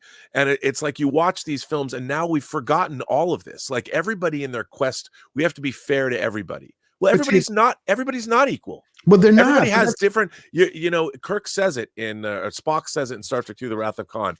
Well, how will they perform? Each according to their gifts. Correct. And now we have this bizarre world that we live in where everybody's supposed to be equal. Look, I want to be LeBron James. Right, I want to be just LeBron James. I will never, ever be LeBron James. I do not have the ability. I do not have the power. I'm too old. But it's okay that I'll never be LeBron James. That doesn't make me any better or any worse. It makes me me. And now everybody wants to put themselves and equalize the playing field instead of encouraging people to follow their gifts and be the best people they can be. Everyone's saying, well, you can be as equal as this guy. No, because no human being is equal to another. We're all different. And we're all unique. Now, politically and human rights and all that, absolutely. Separate. Absolutely. But this idea that we want to make everyone the same, this weird Marxist ideology, that's why socialism and Marxism don't work, because they don't take into account human achievement. But they don't take into account people that can be great. You said that so beautifully. I mean, that is one of the problems. It's the fact that this interchangeability that they want to do. Women are different than men. Men are different than women. And when we have that difference, there's a unique richness to each one of them. Of course. When you make everyone the same, and I'm talking exactly like you said. When it comes to the law, when it comes to society, we're all equal human beings. I'm not talking about that. Right. In a story, those differences create beautiful worlds. That would be like every world in Star Wars being Tatooine. That would be boring. It would be boring. Or in Marvels, like everybody was like Captain America. I don't care how much I love him. That would be boring. Each character is defined by their backstory, by their history, by their powers, by their goals. You know, Iron Man attacks things one way, and Captain America does another way. Hulk smash. Of course. When we remove that, just to be able to say, it's like it started at one point years ago where they're like, okay, men are equal to women, women are equal to men. Cool. We know that. Women fought for that right for hundreds of years. But in a story, you need to define the differences so they can complement each other. Otherwise, like, what's the point? Well, I mean, that's why there's a fellowship. The Fellowship of the Ring, you have all these disparate people that have different desires and different abilities and different needs or different reasons. They come together as a group.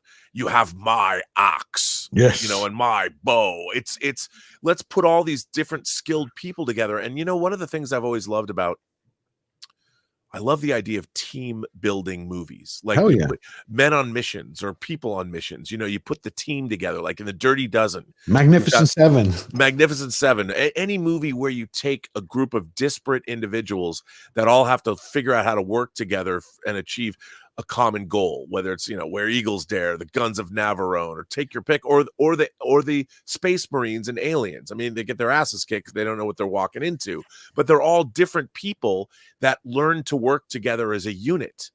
And that's interesting. That's what society is all about. We live in this time, this bizarre time where people don't focus on that. They want everybody to, like, look, man, the world is an uneven playing field, and it's never going to be an even playing field. And people have to figure out what it is that they're best at and what can they do and develop themselves in that way. I mean, you know, it's funny. That's the lesson of the Force. Absolutely. You know what I was watching when you're talking about team up? Andre, Robert, when was the last time you saw Excalibur? Oh, dude, I love Excalibur. Come on. That's many years ago. But it's beautiful. I was watching it, you know, and you got to love the way the knights, the way they come together. Each individual, each having their own issues, their own powers, their own strengths, their own weaknesses, yet a team. And so much of that is missing. It's Time Bandits, the same thing. What is the secret of the Grail? Whom does it serve? Beautiful movie. I hope why don't we have that in 4K? Beautiful. Warner Brothers 100th anniversary. Hey, Andre knows we're weeks away from getting Conan in 4K. I can't wait for it. Me and you both. I can't wait. Are they going to have anything extra? I keep hearing for years. A ton of extras. I read the list of extras and my jaw hit the floor. They have gone out of their way to create new extras. It's beyond anything in my wildest dreams. The only thing that was missing that I would have liked to have seen there was the R-rated cut that the MPAA rejected of Conan the Destroyer. That would have been a sweet bonus feature. Never seen that one. No, because no one has. It was never released because they submitted it once and then they was never seen again. Wow. I would have wished they would have preserved it and released it later. I was still waiting for King Conan, but I hear rumors and then nothing. No, that's never happening. Never happening. Never. Oh. Yeah. Never happening. That's sad. That's sad. But I mean, I do think you look at, like, how is it that regardless of what you think of the Star Wars sequel trilogy, the last one, even Rise of Skywalker, made $1 billion. Right. So clearly that came out 5 years ago. It's astonishing to me that for 5 years they have allowed, I mean, I understand they thought Disney Plus was going to be this great savior. You know, Kevin Feige could handle 3 or maybe even 4 movies a year. But when they decided to hang all of their hopes at Disney Plus on Star Wars and Marvel, and suddenly they just expected people to crank all this stuff out as if it were easy, that was a big mistake. You can't do that. You know, and you need the time, and you need the time and the effort. And you have to have people that know what they're doing in order to make things that are great. You can't just decide that the corporate mindset is that, oh, Star Wars is a product and anything we slap a Star Wars label on is going to be successful. What doesn't figure into corporate thinking, because it can't fit on a spreadsheet, is if something is good or not. Like, if you were to ask anybody at Disney corporate, tell me the difference between The Empire Strikes Back and The Last Jedi. What about those two things? Why is one better than the other? Why is one reviled and one revered? They couldn't tell you. You know, because from a corporate standpoint, they're both Star Wars. They both have these characters in them. They've got Jedis. They've got space battles. They've got all these different things on a spreadsheet. But a corporation doesn't know the difference between great storytelling and storytelling that's not so great, because it's not quantifiable on a spreadsheet. And now, as we have more and more corporate oversight over our entertainment, they haven't built in a way to figure out how, like, they'll pick people. They'll look at they'll go like, this person's made these 5 movies, so let's hire them to do this. And if you said, well, those 5 movies don't necessarily make them the best fit for this material, that's not part of their thinking either. They're just like, that person has 5 hits, let's hire them. And it's like J.J. Abrams. He's like, oh, he's big in TV. He did a Mission Impossible movie that was pretty good. Let's hire him to do Star Trek. Well, as he said on every interview for Star Trek 09 when he was promoting it, I never really liked Star Trek. That right there is the problem. There is the problem. And they hired him. There's the problem. Not only did they hire him, they gave his entire company oversight over the Star Trek franchise that endures to this day, and they've run it into the ground. And they're Bad Robot. They're going to make 2 more movies, and it's like, in what universe? It's our universe, but in what universe is this good business? It isn't. But where are the auteurs? See, it's like Lucas. I love Lucas's interview with Charlie Rose from years ago, where he was laying out the problem. We talked about this on the phone, I think, a couple of weeks ago, Robert, where he was laying out the problem. And because Charlie Rose is like, what's the difference today with when you were coming up? He's like, well, in the beginning, when the studio system was first being developed, he goes, many of those who started were artists. To a degree, they had an artistic soul. They wanted to make these movies, and he goes, and it slowly started to shift to corporations. Then he goes into the 60s and 70s, his generation, where the company started pulling film students out. Spielberg, him, and he goes, everything changed when the corporations took over. Because he goes, what is a film? He goes, a film is you're selling creativity. He goes, a corporation doesn't know how to sell creativity because they're not creative. It's a spreadsheet, like what you just said. What's the difference to them between Star Wars and The Last Jedi? They have no clue. Do they have anyone there who understands it? There was a comment I wanted to show. It's from Princess Fiona, and I think she hits the nail on the head. To both of you, think about this. The director of Echo admitted to dragging the production down to accommodate Alakwa Cox rather than raise her and the production up. See, we do that in school every day, like the education system now in Hollywood or in politics. Everything is dumbed down instead of let's try to rise up to the challenge. Well, because asking people to rise up is work. And, you don't, the problem with asking people to rise up is a lot of people can't rise up to the occasion, and because they don't have the ability. And we don't want to, I don't know why we live in a society that coddles mediocrity. Mm-hmm. And we need people to step up. We need people to be great. And we can't fear greatness, because it's greatness and individual achievement that push society forward. That's what causes evolution. That's what causes technological advancement. And now it's like we want to coddle everybody because, I don't feel so good. And well, what am I can't hack it. It's like, you can't hack it. You're going to lose. The fact that we are trying to tell people, oh, well, you're okay. It's okay. No, you're not going to be okay. You're not. You got to stop your crying, quit your bitching. You got to buckle down and do the work, because that's the only way you're going to succeed. And this idea that we want to have a society that's going to progress further. And if you're not going to do the work, we're not going to progress. If you want to demand rights, don't try and stifle other people. You need to step up and let your voice be heard. You need to learn how to state your position and convince other people, because, man, we're going to get passed over. There are forces on this planet that are perfectly willing to ride roughshod over us. They would love nothing more than to take us all down a peg. Absolutely. And I'm talking about the West, and we're seeing it every single day. Let's dismantle civilization. But yet no one's willing to offer anything they're going to replace it with. No, destruction. But see, that's why we get along, Robert. Not to cut you off, but because you're making a great point. I mentioned it earlier. We have in certain areas similar beliefs, but we also have differences in political ideology. But guess what? But we both want what's best. This new, I'll call them cult, whether it's for the Hollywood Hive's red carpet cult or war where it's for politics. They don't want to better what we have. They want to destroy what we have. And if I may, just to inject a quick thing in there, that right there, as you pointed out, that's the importance of movies. That's the importance of Star Wars, Star Trek, Batman, all of those things. All of those things is the modern day culture.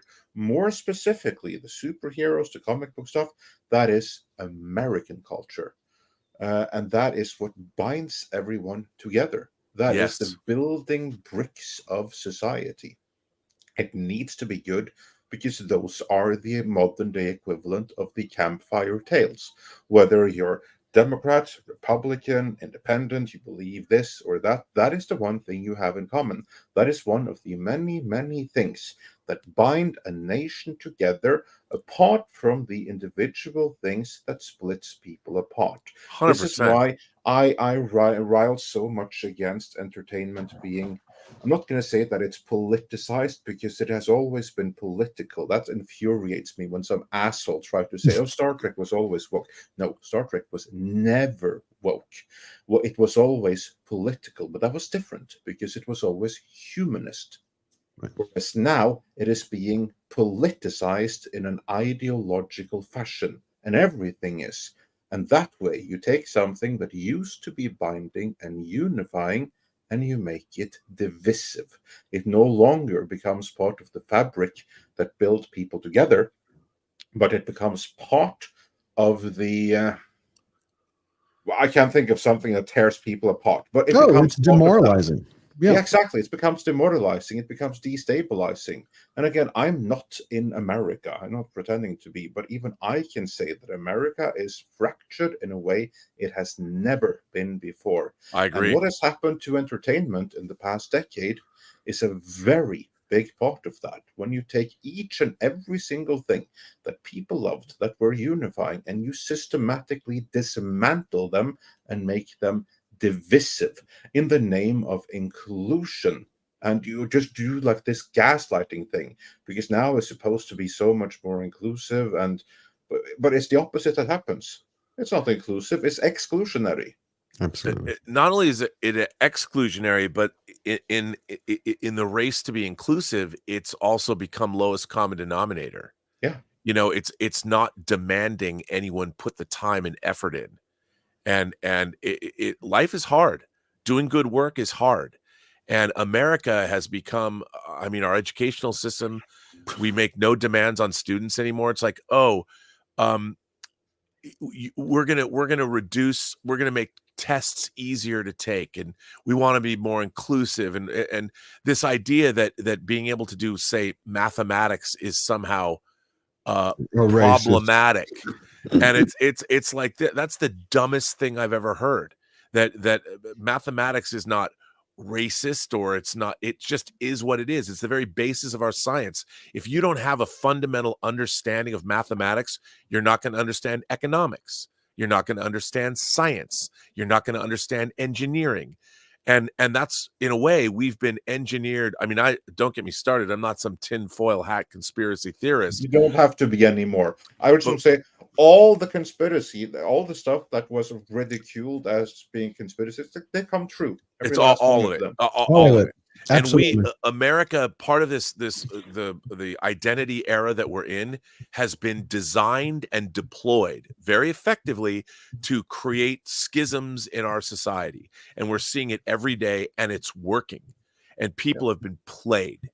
And it's really frustrating to watch it happen on a daily basis, because you now have Americans siding with, marching for terrorist organizations. That would be the first thing they would do, is cut your head off. Right. They've turned us all into useful idiot. Well, not me, but they've turned, and not you guys. But it's unbelievable to watch, and people are so gullible. They're just marching right off a cliff, and they're going to wonder, wait, where'd the cliff go, as they fall to their deaths. But see, they don't realize that. That's a nice imagery right there. Sorry, George. Yeah. No, but he's perfectly, the lemmings. We were talking about Ice Age. Remember the lemming? Just but that's the point. Movies. The only movie to me this year, well, I'll say in 14 months, the 3 movies that moved me, where I talked about it at the water cooler, where I talked about it with family, where I talked about it with friends. Equalizer 3, Godzilla minus one. No, I loved it. I mean, I know. but Godzilla minus one, That's the which coolest movie of the year. I can't stop talking about Godzilla minus one. See, that is what they don't want. Because what does it do? Every movie from Disney, even DC, some of the stuff, just whether it's television or film, it is designed to divide us. Godzilla minus one united us. I mean, we shared our joy and our happiness. What does that do? That builds community. That's friendship. That means even when we disagree, we can go, hey, but we love that. They don't want people to have anything in common because they want us to be enemies, because you got these other lemmings over here who think they're going to create this new beautiful world because they haven't read history, because school, oh my God, I could go on about this. The public education system is no longer educating people. They're reprogramming a new generation to be a moo on command, a new herd. I talked to a teacher because my cousin is an art teacher. And this isn't now, it was a couple of years ago. It was a friend of hers. I was trying to get, to see her perspective because my cousin's much more conservative. And I asked her, do you ever teach the children or impart to them? Like, what films do you show? What root knowledge do you have build their foundation where they understand that life comes with loss? Life requires work. How do you succeed? Because I went to her classroom and everybody got an award. We talk about it all the time, participation trophy generation, right? But those kids don't know what it's going to be like to lose. And without knowing what it's to lose, they don't know how to work. And what was their answer? Don't want to hurt their feelings. Losing is painful. I'm like, how are you preparing them? So now we start to see it in film or in TV shows. Well, I got to say in the chat, P. Walker in the chat says that I'm wrong on the Hamas thing. People aren't marching for Hamas. They're marching against Israel. And people like RMB don't want to admit that. I would ask this. Why are you marching against Israel? Israel is a parliamentary democracy. It has representation amongst all people in the Middle East. If you're Arab, if you're Israeli, or you're a Jew, anybody can participate. They're a technologically advanced nation with rights for everybody. They have women's rights. They have LGBTQ rights. They're one of the most technologically advanced nations. They're the only democracy in the Middle East. And since their inception, there have been efforts to try and destroy that country. And the thing is, destroy that country by people who would also destroy our country, and they have tried. So the question is, and if you go back and you talk about civilian populations, what did the U.S. do to Japan in World War II? We killed 100,000 Japanese civilians in a night, firebombing Tokyo. What did we do to Dresden? How many civilians were lost? 420,000. Yeah, I mean, and it's like, have we forgotten this? Have we forgotten, we've completely forgotten how the United States and how the West established itself? What did Britain and the U.S. and the Allies do to Germany? How many French citizens were lost in the lead up to D-Day? How many French citizens, as we softened up France for the invasion of Normandy, how many civilians were lost? Does anybody talk about that now? All the people, if you talk about what happened in Syria, if you talk about what happened in Yemen, where was anybody protesting all of the hundreds, the tens of thousands of civilians that died in those countries? Right. No one said anything. Right, but Israel, that was legitimately attacked by a kind of, I don't mean to get all political here. No. But it's like, where's your sense of history? But it's the same way they removed history because in order to learned it. That's the thing. But because they removed it, Andre, in order to control a population, you have to remember, erase history. 1984, not only a great book, oppression book by George Orwell, but one of Richard Burton's finest roles. Only thing I will say about this particular thing, you have American youth today, educated in the past 20 years, past 10 years, sympathize with bin Laden. Yeah, it's and the thing is, they don't know. They don't know what they don't know. So, by the way, speaking of 1984, shout out. Here's the BBC version that starred Peter Cushing. I never saw it. Time ago. I never saw that one. Sent me, so is it good? I never saw it, Robert. It is good. It's pretty incredible. And you know what? When you mention Brave 1984, there are people that don't know what you mean by that now.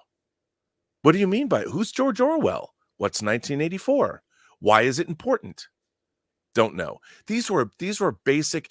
When I was in high school, well, I was in high school when 1984 happened for real. But people, you knew what Fahrenheit 451 meant.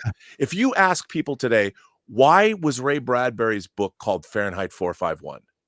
They wouldn't know. That's the temperature which paper burns at. Right. And it's all about book burning. This was common knowledge when I was in high school because we had to read the damn book. Nowadays, no one has any sense of that. And it's all like, oh, bad things are being done. Yeah, bad things are being done. But let me tell you about civilian populations throughout history and warfare. And America and the Allies, we killed a lot of civilians in World War II.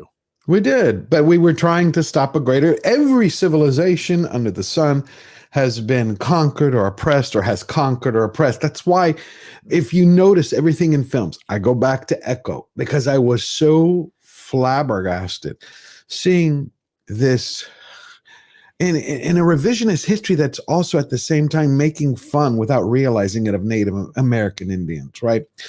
Because they conquered each other all the time. I had a conversation about this the other day. They were like, did you see how Echo, I mean, somebody actually brought it up at the water cooler where they're like, did you see how bad the white people were there? I said, does it not strike you a little funny, just a little bit, a little funny that every Native American Indian was a hero? The criminals were just misunderstood victims of white oppression, so they were still good. And all the white people were bad. I said, whatever happened to that? The Cherokee would attack the Navajo, the Hopi. They were tribal. They attacked each other more than anybody else. Because if they would have united, guess what?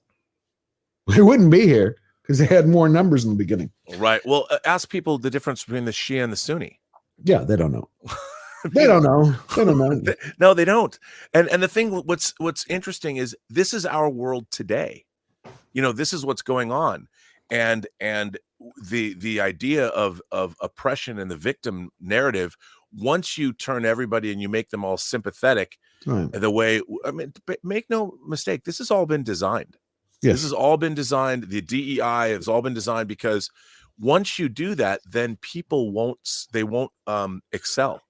They're like, oh, no, we all have to, we're all I don't want to be better than you. We're not better than any. It's like, yeah, you really need to be as good as you can be. You need to be better than the next person because the next person is not going to let you be better than them. Of course not. Yeah, it's all about oppressor, back and forth. Yes, George, I think R&B has a hard out in like 5 minutes. Right? Oh, no, I can stick around. Oh, I didn't know. That's why I came back in here because I was going to read. No, whatever. Maybe you want me to leave. No. Good God, no. I was panicked because there were some super chats, and can I read a few of these, or can you read a few of these? Pop them up. You guys keep going. I'm going to go to the back. Give me 2 minutes to read people's super chats. We'll get back to this. This is a great conversation. All right. We got from WG $10. Brandalorian. I could have been a contender. I could have been somebody instead of a bum, which is what I am. Thank you, WG. You are always spot on, my friend. Lucia gifted 5 George the Giant Slayer memberships. Look how kind she is. Lucia has been in my comments, I think, since the beginning. We've had some conversations that she is sharp as a tack and has a great mind. Thank you, Lucia. I hope everybody clicked your membership. Snake Oil Sean gifted 10 George the Giant Slayer memberships. Thank you, my friend. Again, when you see someone gift a membership, click on it so you can become a member. WG gifted 5 George the Giant Slayer memberships. Thank you again, WG. I mean, you have a great big heart. I see you everywhere, whether it's on Nerderotic or it's an ass. You're everywhere. On Midnight's Edge. Thank you, sir. Helga gifted 5 George the Giant Slayer memberships. So we got another 5. We're building up a good big Slayer nation. That's the way to go. Ben Henniger became a YouTube member. Awesome. Now you can become a Slayer member. Olaf Van Ness for €6. Mando Grogu movie. To me is damage control prior to the next investor call after what Chinoy had said. Favreau would raise more hope than fail only. Olaf, that's a good point. Because I know Olaf, he's always works with Midnight's Edge. He's a moderator over there. Isn't he, Andre? Yeah, also at the Mr. H reviews. So he's a member and he's the moderator supreme over at Mr. H. So awesome. I see him all the time. So he's a long time member and a valued member of the Midnight's Edge community. Brilliant. I love him. Been a friend with him, I think, actually, since before I started YouTube when I was super chatting over at Nerdrotic. But what do you think about that, guys? He's saying, do you think it's damage control, the announcement of the Mando Grogu movie? Because it's a good question. I think that timing is all about that. Yeah, because you have to remember the timing. All the other announcements, they were made in conjunction with like these big events like Star Wars Celebration Europe and stuff Mexican like Iron that, Man. right? Whereas this one, this wasn't even a press release. They didn't even write a press release and send to the trades. They just dropped it at starwars.com. And then all the trades, everyone in the industry, they had to go and pick it up from there. So they didn't even send a press release. Now that tells me a couple of things.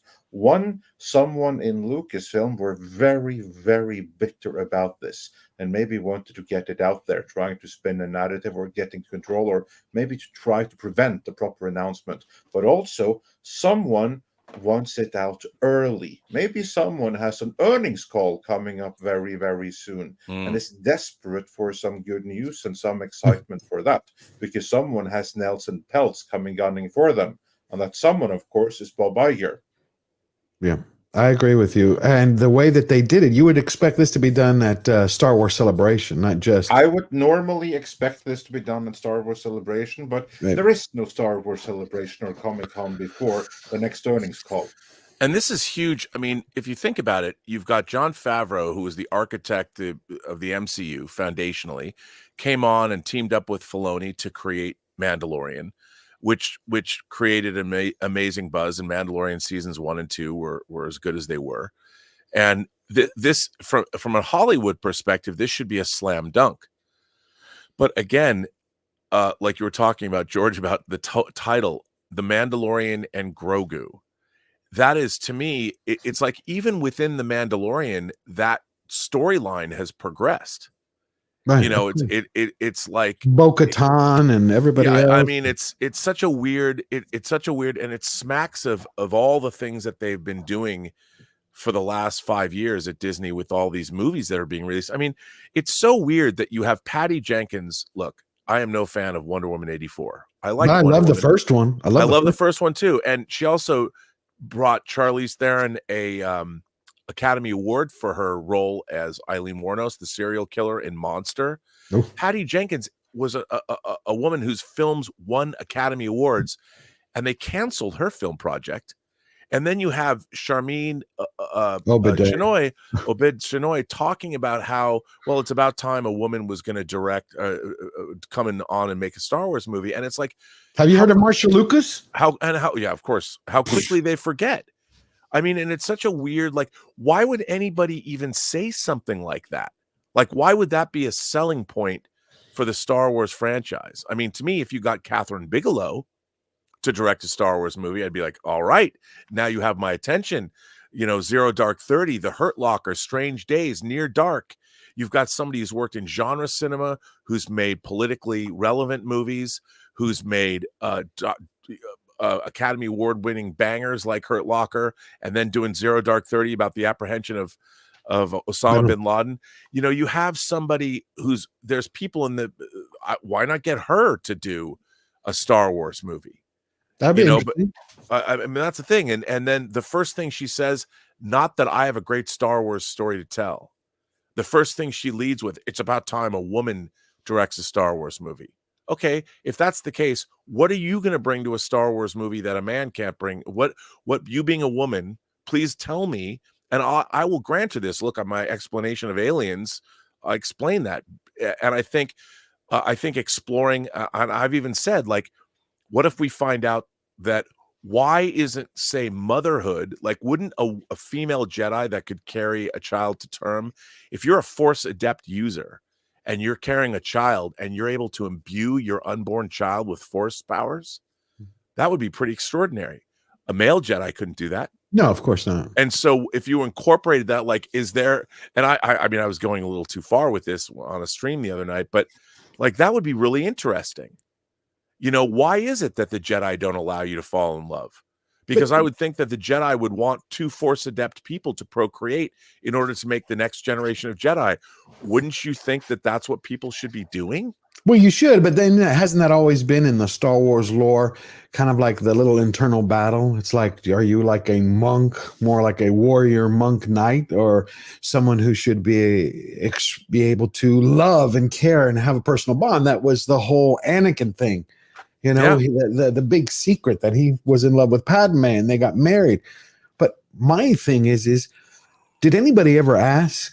Did Chinoy, does she actually like Star Wars? Does she love it? Does she know anything about it? See, I believe you can be a great director, but you have to have a passion for what you're doing unless you have some technical mastery or of the story. I mean, I don't understand this thing in Hollywood where they, by what I've read over and over, production after production, they hire people that know absolutely nothing, either about films or about the particular film that they're going to make. Like they don't know its history. Well, it's true, and you know, people get hired for, again, what they look like, what their CV looks like. You know, you hire people based on their resumes, and you plug them in. It's like, you know, it's the same thing.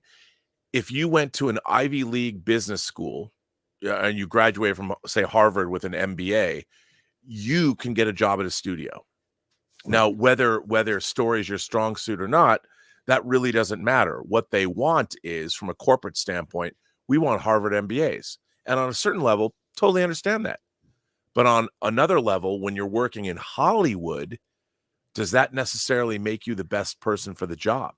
Can you recognize what makes a good story? Can you put talented filmmakers against great stories and match them up and create hits? I think that's rare, and I don't think it happens. But so, Olaf, you started a great conversation, and we all seem to agree with you that to a degree it was damage control. Martino Sulmone.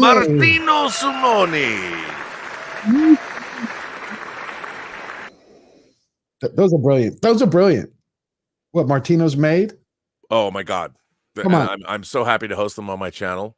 Yep. So for those of you who don't know, Martino Simone, when Az and I were doing our fully articulated shows, or Hot Toys, we started this riff about what if there was a scale war between 12 scale figures and 6 scale figures. Oh, wow. And Martino, like, just, yeah. And we asked people to send in pictures of what that would look like. And so Martino, who has been gifting both Az and I, like, I didn't have Playmobil growing up in the States. You know, I had Lego, but Playmobil was more of a European toy. So Playmobil has been getting all of these great licenses, and they've made these 2 amazing Star Trek toys. They made a Klingon Bird of Prey, and they made the Enterprise. And Martino got those for us. And he then sent me one. I mean, well, he got them for me, and then I picked them up. Yeah, he was not. Martino is a gentleman's gentleman, and I'm going to show them on the stream because he got the Bird of Prey and the Enterprise. Yeah, those are brilliant. And the A-Team van and the James Bond's DB5. So Martino, in a stroke of mad genius, started making these Play Trek movies using the Playmobil Enterprise and all of these other, whether it was He-Man, whether it was G.I. Joe. And we put them on my channel, and then he even made the making of Play Trek, which is amazing, and delving into the scale wars. And he's done some really creative filmmaking within those videos, and they're really clever. And he does all the voices with his accent, which I think is the best thing in the world. He is. He is wonderful. So Martino Simone for 50 Swiss francs. I'm so glad I live in 1984. Looking forward for Caravan of Courage. By the way, that celebrates its 40th anniversary this year. Yeah, I didn't know that 40 years removed from 1984. So a ton of great movies are 40. Have their 40th anniversary this year. It'll be a heavy year for retrospectives, and it's also kind of like, it's a side irony. We are 40 years removed from 1984, and we are in many ways living in it. I remember thinking just 20 years ago and then I remember I was in uni then, and I read like this article that America is going to fall in the next 2 decades, and I'm like, and that stuck with me because I was like, that ain't no way, that's not gonna happen, because this was shortly after 9/11, and like some Norwegian professor of political science or something did all the map to the extent of which there was all the game theory, and he arrived at America's going to fall in the next 20 years. And I'm like, ain't no way. But then I realized later, well, that's because you basically judge the future based on your past. And my past then was the early 2000s, the 90s, and what I remember of the 80s, the height of civilization, where it was unthinkable that we could return to 1984 conditions. That is George Orwell's 1984 condition, that to me was only fiction, and yet here we are. Right, but you couldn't think of that back then because we were growing up in an era where we were taught history, World War II, the Korean War. We dealt with the Soviet Empire, which, Ronald Reagan called the Great Evil Empire. We saw the Berlin Wall. We saw people suffering in East Germany wanting to go to West Germany. But that's why they slowly eradicated that history. They eradicated civics because they memory hold it. That way they could rewrite it. But Martino, thank you for that spot on Super Chat. Fantastic, Mr. Knox, for $5 Australian. You have such insight with the Markles. They're very quiet for 2024. Do you think they're trying to find a way back to be it in Hollywood or Royals? Well, that's a great question. Fantastic, Mr. Knox. What I'm going to be doing is I'm going to hold a Meghan stream probably within the next 2 to 3 weeks because it'll be all about Meghan and Harry. But I think I thought you meant Megan the movie. Oh, no, not Megan the movie. That would be fun, too. That would be fun. The female Chucky. No, because I have a lot. Strangely fitting, though, female Chucky. I can see how that would be fitting in multiple ways. Yeah. I mean, she certainly pulled a Chucky on Harry's royal career, which you would think would be impossible, but she severed that thing, didn't she? No, she killed that thing. That's why I think when you have the Hollywood Reporter called them 2023's biggest losers and their winners and losers list, then you have Forbes who says their brand is dead. Spotify call them grifters. Netflix's CEO Ted Sarandos laughing at the Golden Globes about jokes they're making, and he's like, "Yeah, I think their Hollywood career is pretty much finished. I think they're telling them, doors closed, don't let it hit you where the good Lord split you." I think all they have left is a couple of I would like to point out that Suits did very well on Netflix, and it was a big hit for them. And Meghan Markle was a co-star. Of course, she's not at any of those reunions and not talking about the show anymore. Well, she better enjoy her royalties. Yeah, royalties. By the way, I do want to point out that one of the greatest gifts I ever received was Mexican Iron Man gifted me with this actual hot toy that has been modified to be the real Mexican Iron Man. Wow. This is one of my favorite things that I own. And Mexican Iron Man, your moderator, got me this. Where is mine? The guy who did this, dude, there's only like 2 in the world. I can't speak for Where's mine? I'm jealous now. But it is this is a brilliantly done. What's so great about this is this sombrero, as you can see, is like an iron sombrero. Oh, wow. The wit and the verve that went into the making of this is not to ever be overshadowed by anything else. Never. Because it's perfect. Oh, thanks for showing it off. Yeah, there's 3 that exist. One's here, one's at Doomcock's place, and the other one you've got it's custom. I'll get you one, George. But shout out to Andy Masterson and love you, R&B. Thanks. And by the way, it comes with a the stand. Is it mariachi? No, I don't have it hooked up, so you can't hear it, but it's electronic. And Mexican Iron Man did the actual voices that you can hear in this. Beautiful. It's amazing. Does it say "Dang it, Bob"? No, "Dang it, Bob" came out after that was commissioned by Andy Masterson. Oh, that's a special edition then, the "Dang it, Bob" edition. Yeah. We have a super chat for R&B. Uh-oh. R&B, it's from Ginger Adventure for $5. R&B, what's Gary Oldman's character in The Fifth Element? Zorg. Yeah, look, I love The Fifth Element. As a matter of fact, I'll tell you a funny story. So I was writing for a magazine called Sci-Fi Universe, and this was back in the mid-90s, and we had to decide, were we going to put The Fifth Element or Independence Day on the cover? And Luc Besson was in post on The Fifth Element, and he was living in a house up in Malibu. and Mark Altman, the editor of the magazine, and I went up to Luc Besson's house, and he hosted us. It was me, Mark, and Luc Besson, and Luc Besson showed us a behind the scenes, like a 10-minute long behind the scenes video. Now, he didn't know this, but I'm a huge Prince fan. I love Prince. And he cut this entire behind the scenes video to Prince's song Pussy Control, P Control.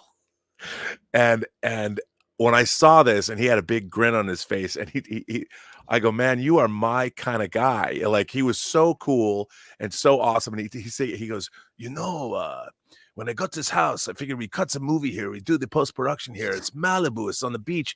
But I did not know. I figured there would be girls everywhere. But it's a private beach in the rich people's colony, and no one goes on the beach. There's no girls here at all. There's nothing to do except work. And you couldn't not love him after that. I've always loved Luc Besson. And he actually he gave me a book. There are these French books that just that the books are just frames from his films. Really? And he pulled one out. He gave it to me because I brought this up to him. I said, I saw your first feature film, Le Dernier Combat, The Last Combat, which is a post-apocalyptic science fiction film that's almost all silent, at the Seattle Film Festival. And I loved it. And he goes, oh, no one remembers that movie. And he pulls the book out and he signs it to me. And it's one of those books with all the frames. And he drew a picture of a fish. Why? I don't know. It's just French. Do you know what? You know what's funny? It's my my favorite movie of all time. Well, okay, one of my favorite movies is The Professional, Luc Besson. My third favorite is Luc Besson's The Big Blue.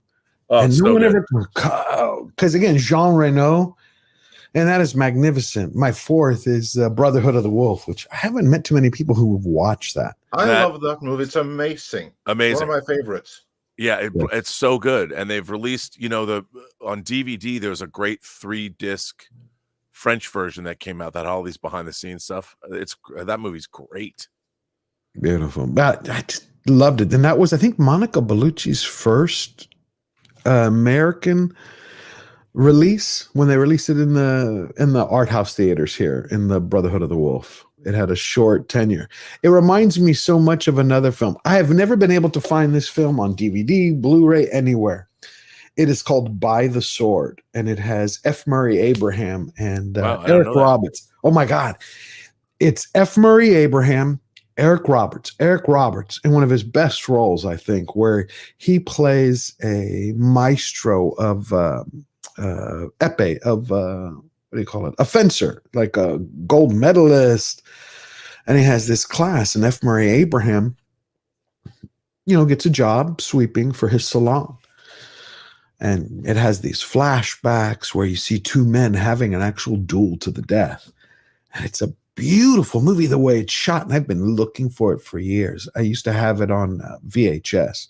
Then it disappeared. Yeah, it's not on disc. It's nowhere. Blu-ray. But let me tell you, one of the most powerful performances from F. Murray Abraham and Eric Roberts since F. Murray Abraham did Salieri and Amadeus. Beautiful. Well, there is. Oh, it's not the same. Oh, it's Rutger Hauer. Wait, there is a Blu-ray. Really? But it looks like there's one left in stock, George. Where? Oh, wait, no, you know what? It's a different Sword of War. It's a different No, movie. It's By the Sword. Yeah, different movie. I'll have to tell you about it. We'll share with the audience. It says audience. F. Murray Abraham and Rutger Hauer. Yeah, no, that's a different one. This is F. Murray Abraham and Eric Roberts. What a bummer. When Eric Roberts was still going, when he was it was like one of his best unknown films. Well, it seems that we lost Robert for a second. So we'll read we'll finish up the super chats and get back to our conversation. Stormtrooper Julian Caesar for $5. Lucasfilm is desperate. They know the Rey movie will be a wreck. The only thing they have is Mando that might do okay, is Mando. The irony is that even that one, I'm not so sure, because that's going to require a lot of homework. Someone joked that you might as well call it Homework the movie. just think about it. You're right. In order to enjoy The Mandalorian and Grogu in theaters, you need to have seen on Disney Plus The Mandalorian Season 1, The Mandalorian Season 2, Book of Boba Fett, those are the bare minimum, you probably also should have seen Ahsoka, because that is the same timeline, and it may even tie in with Dave Filoni's Heir to the Empire movie. So yeah, that's a lot of homework that you need to have seen before you can go and see that one in theaters. And remember, even for Ahsoka the series, the homework was an issue, and it certainly was in the case of Doctor Strange and the Multiverse of Madness, which many thought, oh, this is the sequel to Doctor Strange. I've seen the movies, I'm good. No, you weren't good. You needed to have seen WandaVision because it was the sequel to that. That was the mandatory homework going in. You know, I really thought when the MCU introduced the television series, like where you had Netflix doing, you know, Daredevil, Luke Cage, I really fell in love with those. The Punisher. I was like, these make the world feel bigger, but they're each individual, their own things. Then they did Agents of S.H.I.E.L.D., but for some reason, none of the Disney Plus shows of the MCU, WandaVision, Loki, What If, all of those, none of them make me feel like it's a part of the grander universe. They just feel like work, like you said, like homework, like a drag. I haven't been able to put my finger on exactly why, but I look at the original season of Daredevil and Punisher season 1 and Luke Cage. I'm like, wow, it feels to me like the MCU, but none of the Disney Plus stuff does to me. Yeah.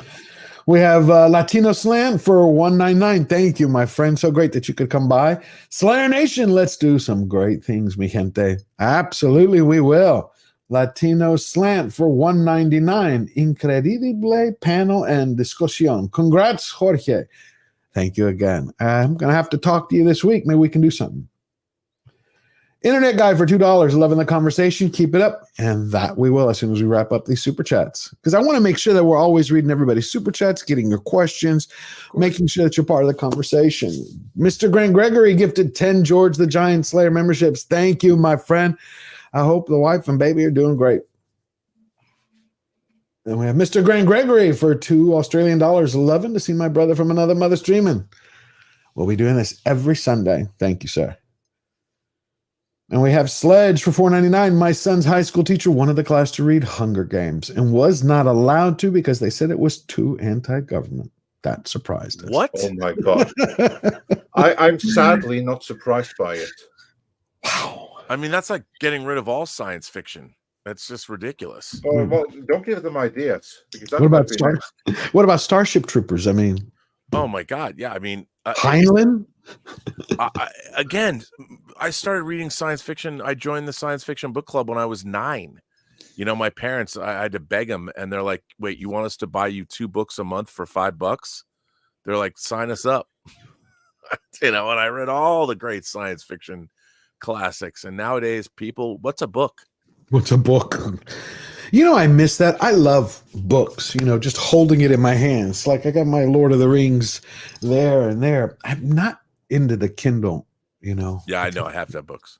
I like the paper. I like the feel of it. It's like Kindle's okay if you're on a plane or on a train or in a car, but no. Sledge. There are actually studies that show that when you read something from a book, you memorize it better because it's a tactile experience. Oh. And that is not the case when you read something off a screen because you miss that physical connection. Mm. I too. I like. I know. Funny. I like the smell of the paper. You know, you get a book. No, because you associate it, that sense memory you associate with deliciousness and intellectual deliciousness. You know. Yeah, no, it's great. I love it. Just the Kindle, it's not for me. Lord Jacob of House Babrick for $5. Catching up. I just want to say your videos and Mato fill me with hope. Lost dad last year and felt terrible, but you give hope. Why do we fall? So sorry, my condolences to you, but I'm glad that we could do something for you that helps you feel better. That's what the fellowship is about. It's what entertainment used to be. It was your moment of wish fulfillment or escapism. Take a couple of hours away from reality or 10 hours and watching a series. It's what we have to get back to. And I think that's where Hollywood is making a big mistake. because whether it's on YouTube with such incredible people like Robert Meyer Burnett or Andre from Midnight's Edge and so many others, they are now filling that void. They're not only giving you the information of what's going on behind the scenes, but the conversations and the discussions they're having with you, they're informative and entertaining. And now we have Drinkers making his movie. Eric July's comic book series, so many more. I mean, Robert and I have discussed this series that he wants to put together called Lore. We're filling the holes that they're skipping over. They took their customers for granted because they thought that, oh, we can do whatever we want and they're going to eat it. Just content. We don't. That one Ginger Draven for $4.99. Has anyone seen The Foundation on Apple Plus? It's insane how different from books makes me appreciate Dennis Dune that much more. Keep up the good work. I haven't watched it. Have y'all watched The Foundation on Apple Plus? I've seen bits and pieces of it. It's always very different. But Okay. Yeah, it is very different, and it's. I mean, I think to be fair, to try and distill The Foundation into a narrative that's very episodic, that has recurring characters, is a tough thing. But I will say, if you look at The Foundation as its own thing, season 2 got quite good. There's some really interesting stuff in season 2. I mean, the purists are not going to be happy. But when I went there, I'm like, there's no way you could distill this down into something without changing it. But I do think season 2, I have to say, of all the people that are making shows now, Apple Plus with Monarch, I never would have thought a ongoing kaiju show that focused on the people would be good. I think Monarch is quite good. I think Foundation got better. I've loved For All Mankind. I love him. That Taron Egerton series, where the limited series where he's in jail. I want to say it was called not Blackbird, maybe. Wasn't that the one where he went undercover because he was caught as a drug dealer?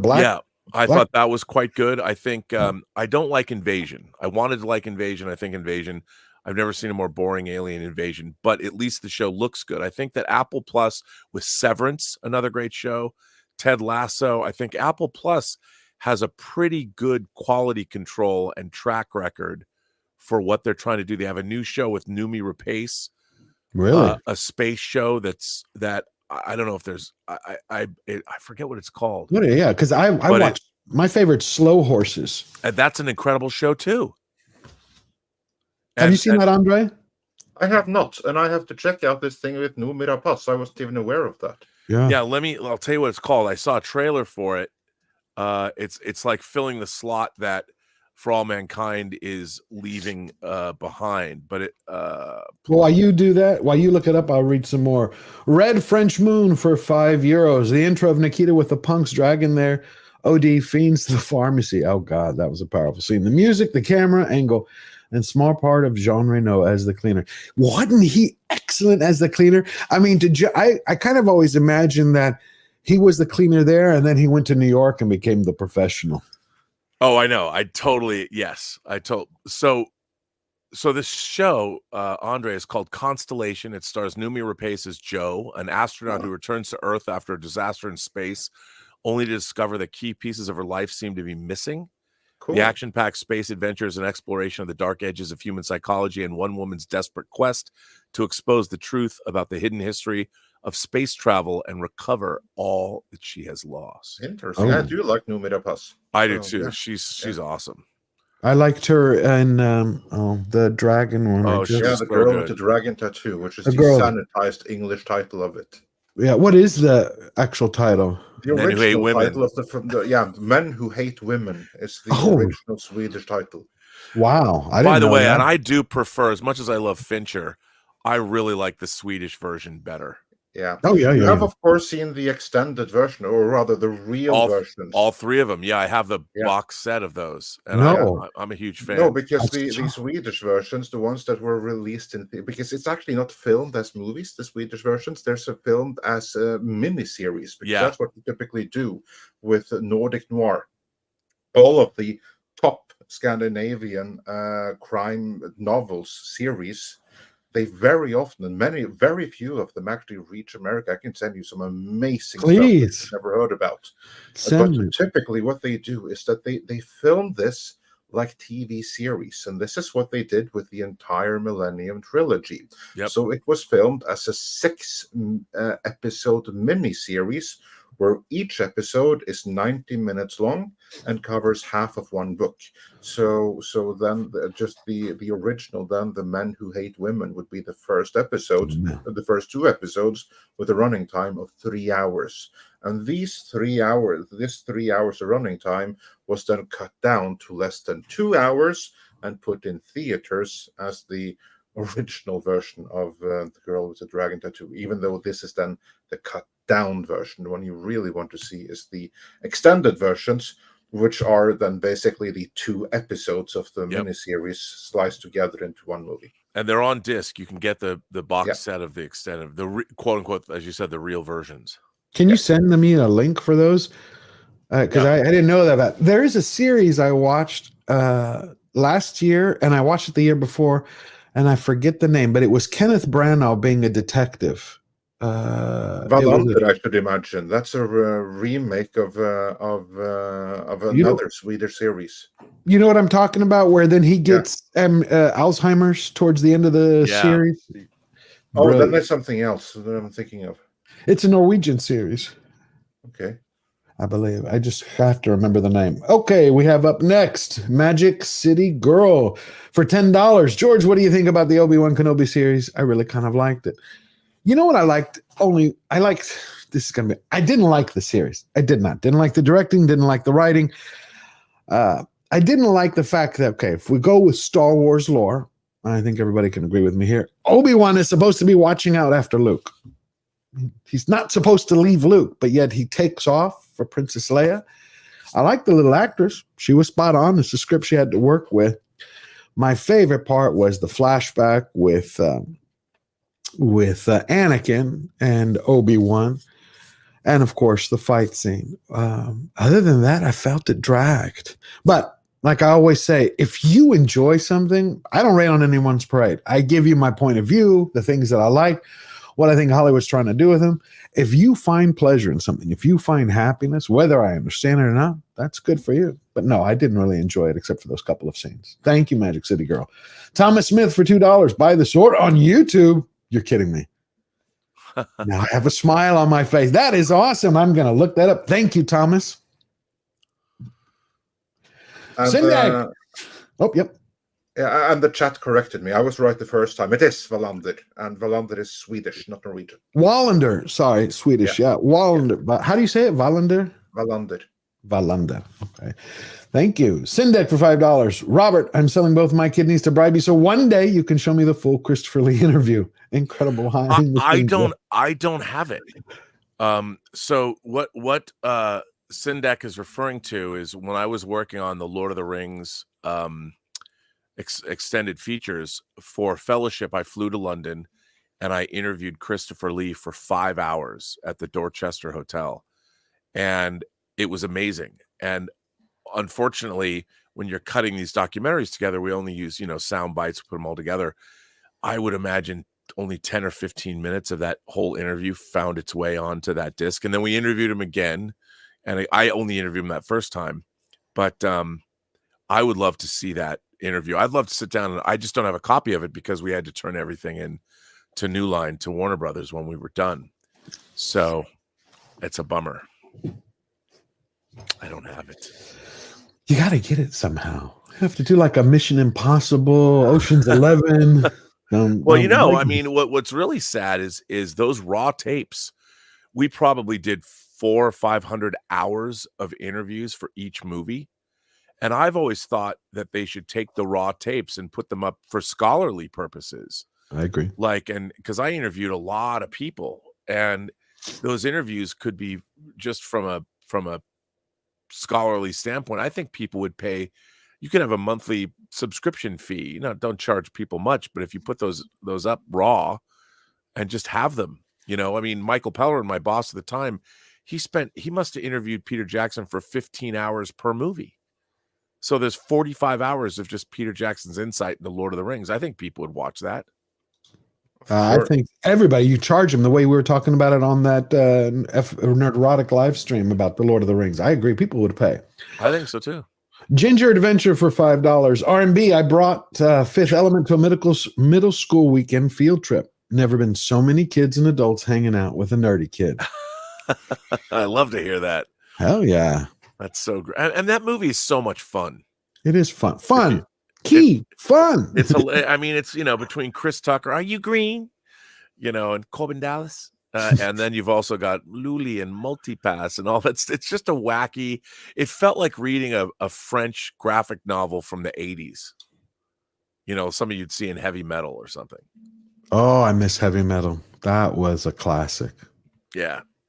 I loved it. That was a classic. Red French Moon for €2. Forgot to say hello. And Robert, that jacket is cool. It wasn't until I was on YouTube that I had this jacket. I bought it like 20 years ago.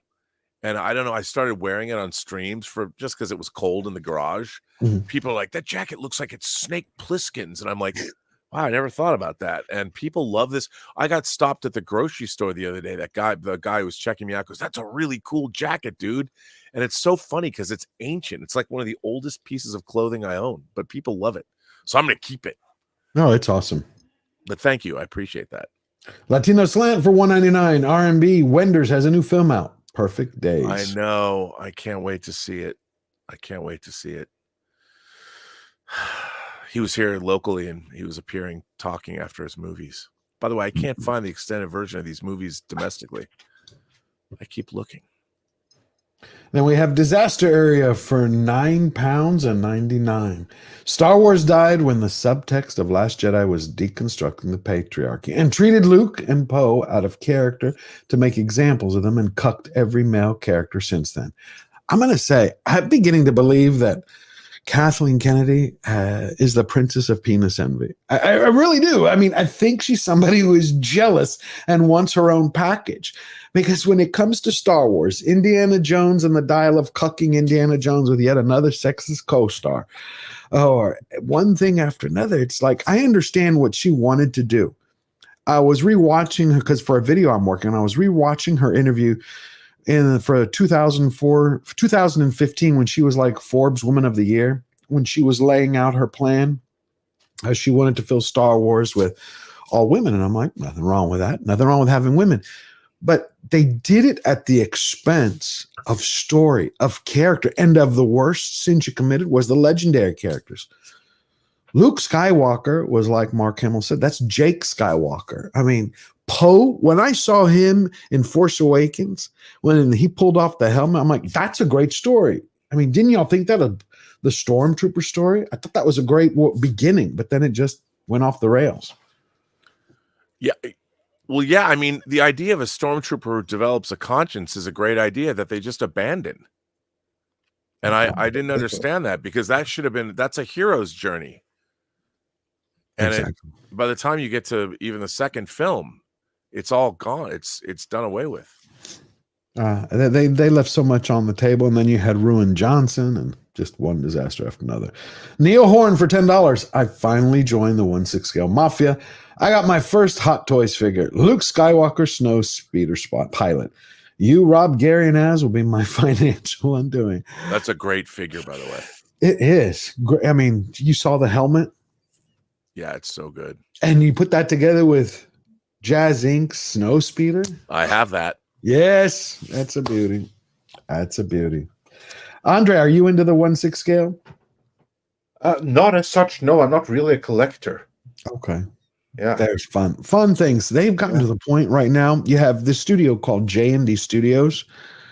They have come up with a way. They're releasing new figures where the figures, right, they don't have seams. Because one of the last things that was holding up these collectible 1/6 scale figures is that made them not believable is they had, ball joints for the wrists, for the shoulders, and you could see this that's guy. what I never really liked. That's gone now. A studio called J&D Studios has it with a silicone body, and he actually has a skeletal frame underneath, so you can move all the fingers and everything without any of the joints. Just looks like a human. Yeah, cool. Beautiful. Yeah, like I'm becoming more and more into like such collection, but I don't really have much. Like I have some Conan statues and stuff like that. And right now I'm like here in Europe, you have like these companies that do like replicas of of all-time toys and stuff like that. Like, for instance, they released like every week like a new MCU character and stuff, and they're doing the Masters of the Universe, the Filmation iteration, and these are like 6-inch tall figures or 5.5 tall figures that look exactly like the Filmation counterparts with 0 moving parts. So basically, it's like this plastic figurine that looks just like the Filmation counterpart. It's awesome. So yeah, I do collect those. Well, you like Conan? I'm gonna send you on Twitter. There's a guy I know. He's in Italy. He is the world's greatest 1/6 Conan figure creator. He does the War Stripe one from Conan the Barbarian. I'll send you pictures. But he also works with a company, and I know Robert's going to know the name because it just slipped. I think it's called Kumik or something. But they released like Peter Sellers and the Pink Panther. Caustic Plastic. Caustic Plastic. They did the Rocky, his workout, and then they did Dracula. Their figures are great. Yeah, but that's the guy who is the artist for him. He actually makes the Conan ones. My favorite is the War Stripe. Remember in the original Conan movie? I've seen it. I know. I've seen it. Love it. Yeah, that's awesome. So what is the next super chat, Mike? Lover of Green for $10. George, can you say the following? MCU fan is a mega fan of geeks and gamers. He can't take his eyes off Krista Nova, but he keeps the fellowship together. Much appreciated from the Snake Pit. I seem to have said it well. Thank you, Lover of Green. I can't hear you. You're muted. That's it for the super chat. Oh, wonderful. So we were talking originally. We went from Ahsoka to Disney and the writing. What did y'all think of Pixar's announcement this week, or the rumor about the 30% layoff? Well, I mean, is that troubling signs for the rest of the studios or just Disney? Well, I think that it all comes down to how much work they have. And Pixar was always sort of autonomous unto itself, and I think it just is the work. I mean, they probably just don't have as many films in development, only because Disney doesn't have the money that it used to have. Pixar is no longer a guaranteed slam dunk. Okay. So I mean, it's unfortunate that I think Disney really did Pixar dirty. How come Red was not released in theaters? Would it have helped though? I think it would have. I mean, people are seeing Red. I think that film. I think I love that movie. I think that it might. I mean, I know it was during the pandemic or something, but I think that movie would have done quite well, and I think that you think really would have done well? I mean, based on the topic. Yeah. Well, can I? You know what I think? I think that movie would have done well in the short term, and it would have damaged the Pixar brand more in the long term by being released theatrically, because it didn't have that Pixar magic. And the same is actually true for all of their subsequent movies. I mean, I know that Bob Iger, he has used this excuse. Oh, audiences have been trained now to see this stuff on Disney Plus. That's an excuse. The fact of the matter is that the magic is gone. The last movie from Pixar to have magic was Coco. That incidentally, I would agree with you. The last movie that John Lasseter worked on before he was fired, and he wasn't canceled from the industry. He's over with David Ellison, heading up the animation division over at Skydance right now. So he's not gone, and he took all of the prime talent at Pixar. He took them with him. They didn't cut ties with him. They went with him over to the competition. But what happened at Disney, at Pixar? Well, Chris Gore and Alan Ing of Film Threat, they've been revealing this is the activists that have taken over, and you can totally see, because you mention, of course, this like the Red thing, but what's the name of I forgot the name of it. Like Luca, for instance, it's a coming out of the closet story. Right. That's the entire subtext. It's coming out of the closet. That's what the movie is about. No, it wasn't in theaters. If it was, I don't think it would have been very well received at all. No. I think it would have damaged the Pixar brand much more if it had been in theaters. If anything, I think they were lucky that the shittiest movies they ever made activist movies from narcissist people trying to impart lessons onto others, it was probably a good thing that they were on Disney Plus, because that, if anything, salvaged the Pixar brand from worse damage than it is as it is right now. All they have to do is find that magic back again, and the Pixar brand will be back, because it's kind of like been absent in a way. But if more people had gone and see those shitty movies, that brand would have been tarnished. Like, for instance, Elemental. I have like a daughter who is in the age where she should be falling in love with Disney. You know what she's saying about Elemental? What her friends are saying about Elemental? That it sucked. They did. What about Lightyear? Lightyear did tremendous damage. I mean, immense damage. That's what I mean. That did tremendous damage to the entire Pixar brand. And if all of those movies that were put on Disney Plus had been in theaters, I mean, Pixar would be in the same position as Star Wars. In a sense, it kind of is. But the difference is that many people aren't aware of how bad Pixar is, because they haven't seen all of those movies that were hidden on Disney Plus. And good riddance, they didn't miss anything. Yeah, it's just, there is, I've been doing a research on like trying to understand the market, because I had a feeling about it. But look, you have a market. A company has to serve that market. Part of it is, we know, making the best stories, making a story that brings people together, whether it's to laugh or to cry or to cheer. And animation, it's for children and it's for family. You have to make it for families. And that means if you need to make separate films for different sectors of the market, then you need to make those and tailor them to there. You can't say this is for the entire family, because look, I hang around with my my family. I have 2 nieces, right? I don't want to have a conversation with them when they're 4 years or 5 years old going, yeah, why are those 2 guys kissing on the screen in this animation? They're too young. I want them to hold on to their innocence. You know, that's for when they get to an appropriate age. And then you'll explain, this is part of how the world is, this and this way. I don't want to have that. And I think other parents don't like that either. And they feel that they're attacked. And especially when they're branded in a way, oh, you don't want to accept this? No. Child is supposed to remain a child for a certain period of time. And each thing is taught to them at a pace. But how do you, I think what Andre said is that Red would have done great damage if it would have gotten out into the theaters. Because Lightyear. Well, but you know what? I'll tell you something about Lightyear. I thought Lightyear, like they showed us a half an hour of Lightyear at CinemaCon. And how was it? And I thought the first half hour was great. I loved it. And then that film just tanked. When I went and finally saw the final version, I was kind of gobsmacked by it.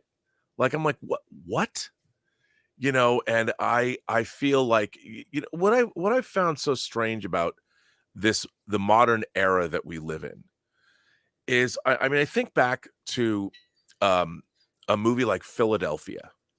Jonathan Demme's Philadelphia.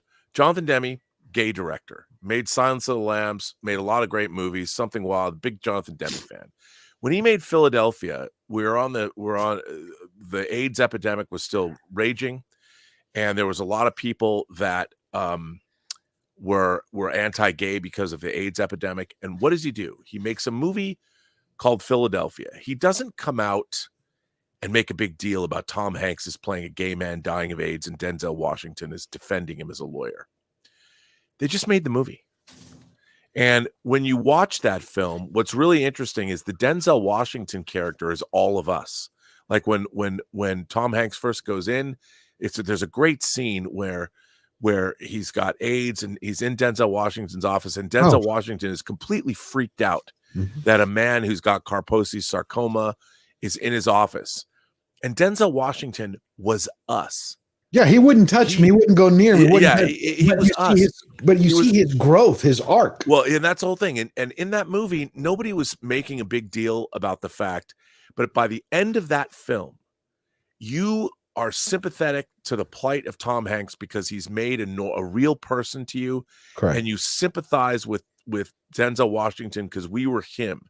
Nobody was asking. I mean, obviously, it was an activist movie. But it also worked as a great story, a great film. But nobody had to be patted on the back for it. You know, they it just wasn't made a that lecture. Do you know what would happen today if they tried to make that movie? Mm-mm. People would say, you can't have Tom Hanks play a gay man who's suffering from AIDS. Oh, yeah, because they'd be like, he doesn't have AIDS and he's not gay. You couldn't do that. No one ever, and by the way, Tom Hanks won an Academy Award for playing that role. No one ever would have said it back then because the movie was true to itself.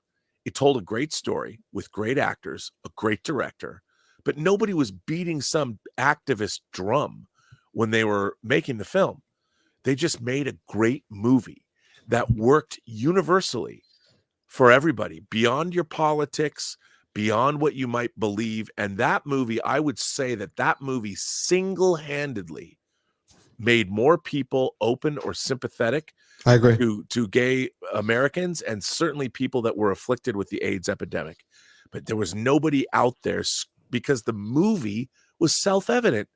You didn't have to tell people you have to go see this movie or you're not a good person, or you have to, because it was in the narrative, because it was in the story. In the narrative. It was a great film. You know, you watch that movie because what it did was it made all of us, which was, when you think about it, you have Denzel Washington, a black man, but he represented everybody. Us. Every single everyman was in Denzel Washington's shoes.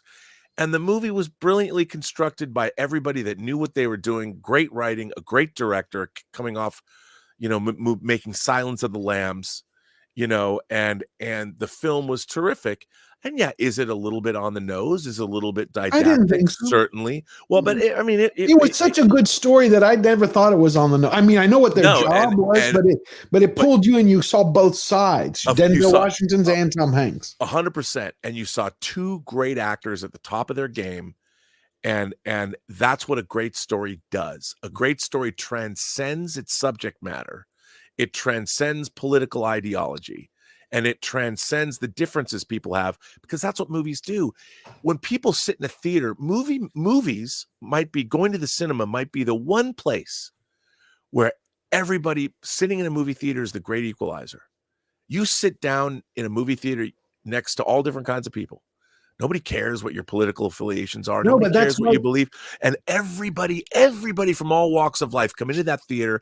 And when the lights go down, all that matters is what's on the screen. And everybody, despite whatever their differences might be, you turn all of that off and you give your attention to the filmmakers and all the hundreds of people that made that movie real. We have forgotten this.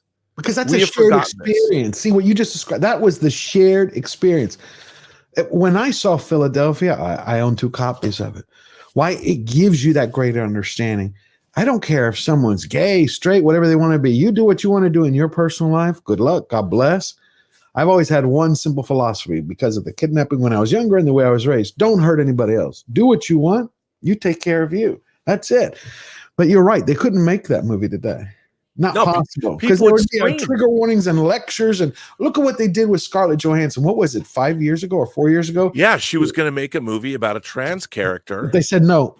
And you know what I thought about that? I thought about how much good did a movie like Philadelphia do to bridge the gaps for people that might have had prejudices or be angry about things.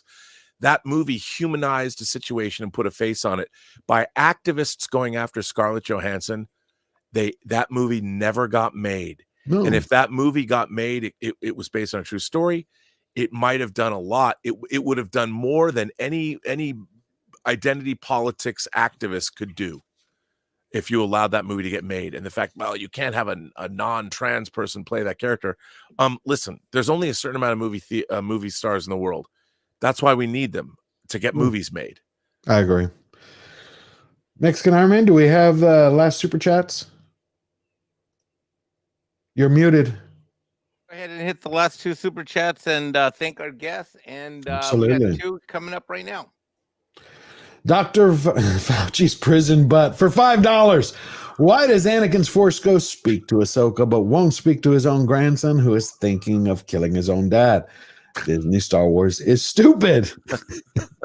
That's a great one. You said it. Plot armor, anybody? Indeed. And on the title of the given on this this user's name, another movie that you couldn't do today is Dallas Buyers Club. Oh, yeah. wow. Dr. Fauci is the villain of it. I forgot about that. I completely forgot about that. But Matthew McConaughey, another brilliant actor on that. He got an Oscar for that, if I remember, didn't he? Or was that a nomination? Jared Leto won the Oscar. Jared, but he didn't. He was McConaughey fantastic in it. didn't McConaughey, He might have. or was that a supporting? I can't remember if it was a supporting Oscar. No, yeah, Leto was supporting. See, I got him mixed up. That's why you gentlemen know better.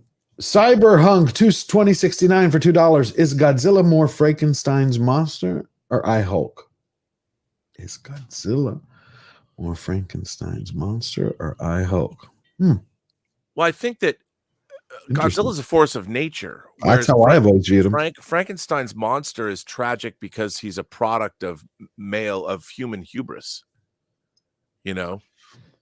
I would agree. I mean, that's when I'm going back now. I had never watched Godzilla movies before watching Godzilla -1. It's like I stated it in the video review I did. I said, I think I saw one when I was younger, the 54 version, but I didn't remember it. But after I saw Godzilla -1, I was like, this is a force of nature, inside of a movie about, intimate human nature.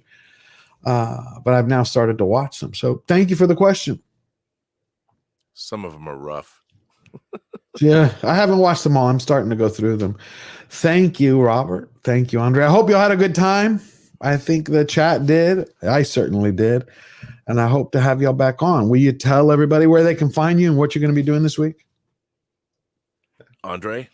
Oh, thank you. Well, yeah, you can find me over at Midnight's Edge. We do analysis of the entertainment industry as well as some other assorted pop culture. We have 2 other channels. We also have Midnight's Edge After Dark, where there are slightly lighter entertainment in the live streams, and Midnight's Edge Espanol, where we cater to the Spanish market. And of course, clips from the live streams you will find over at Midnight's Edge Live Archives when I get around to doing them, because that's a full-time job all on its own. And of course, yeah, we have loads of videos coming, so check them out over at Midnight's Edge in the days to come. And if I can just say, you should watch Andre's editorial videos. They're all worth watching. Oh, yeah. They're really well produced and really well written. So what are you doing this week, Robert? Well, you can find me on my own channel, TheBurnettwork. I do my show, Robservations, which is more op-ed entertainment analysis, kind of freewheeling conversations about various subjects. Or I talk about how much I hate modern Star Trek. But I've been trying to downplay that. And then, of course, we have Let's Get Physical Media, which we did today. We cover what came out this week on physical media and all the crazy movies that are available and things like that. And then, of course, I still twice a week, I'm on the John Campea Show podcast. He brought me back just for fun. And yeah, that's basically what. And I'm actually producing an audio drama. I've teamed up with Max Allan Collins, writer Max Allan Collins, who wrote Road to Perdition, that the movie was based on. Oh. And he has a series of books about a detective named Nathan Heller, who was a Chicago PD in the 30s, then became Private Eye to the Stars. And we are going to be doing an audio drama that stars Todd Stashwick, who played Captain Liam Shaw in Picard Season 3. And we're going to be adapting his novels into long-form audio dramas. And we're going to crowdfund it. And you'll be able to hear the proof of concept. I directed a 12-minute proof of concept with Todd Stashwick in the role and other actors. And I'm really excited about it because the first story arc, this is a true story, deals with the assassination of Chicago Mayor Cermak back in the 30s during the time of Al Capone and Frank Nitti.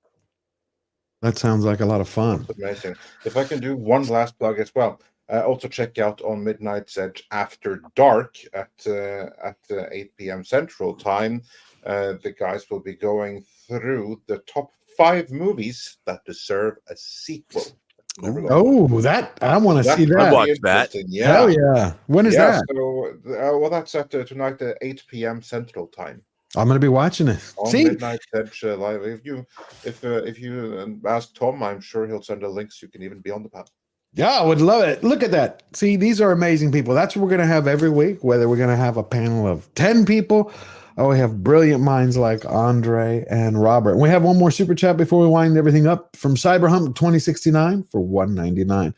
Godzilla is not a product of human hubris. H-bomb. I can understand that. Again, Godzilla -1, I think it touched on so many different aspects. Is he just this force of nature, or is he a product to remind us of what happened in Hiroshima and Nagasaki, the power of the atomic bomb? I thought it was all. Well, I think, like somebody said in the chat, that the thing about Dr. Frankenstein is he intentionally was looking to cheat death. Mm-hmm. You know, he was looking to create a man, he play God. Whereas Godzilla was a byproduct of the nuclear age, if you want to look at it that way. So no one knew they were creating Godzilla. It was just so you could say, yes, indeed, Godzilla is a product of human hubris, but it was an unintended consequence. And if anything, Godzilla is like global warming. You know, we feel that the idea that we live in a closed biological system, and we feel that, okay, you can spew as much particulate matter into the world, or you can pollute the groundwater, or do whatever you want, and think there's not going to be ultimately consequences. Yeah.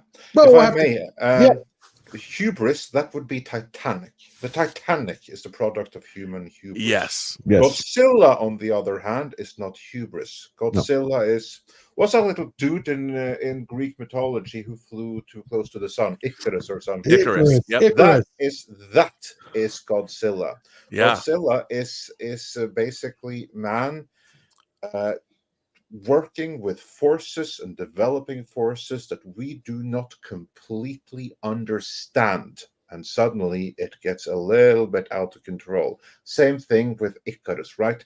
He had suddenly this technology which allowed him to fly. But then he, in a moment of forgetfulness, it all went to hell. And this is the same thing with Godzilla. Here, suddenly, we now have the tools. And this is what I dislike with people who say that, oh, aliens would think us so stupid. We have harnessed the power of the sun. The sun is a nuclear reactor, and we are partially in control of that energy, but not completely. That control can slip out of our grasp so fast. That is what Godzilla is all about. I agree. Yes, that's exactly right. I think that's a great way to wrap up. Well put. This is the second live stream we've had. I think it was amazing. Thank you, gentlemen, for coming here. This week, I'm going to be dropping with Syndic. We're going to be dropping our top 7 woke Hollywood disasters that should be out on Wednesday. Oh my, that should be fun. Yeah, I think it's going to be. Till next week, you remember that we never bow down. We never bend the knee. Always forward.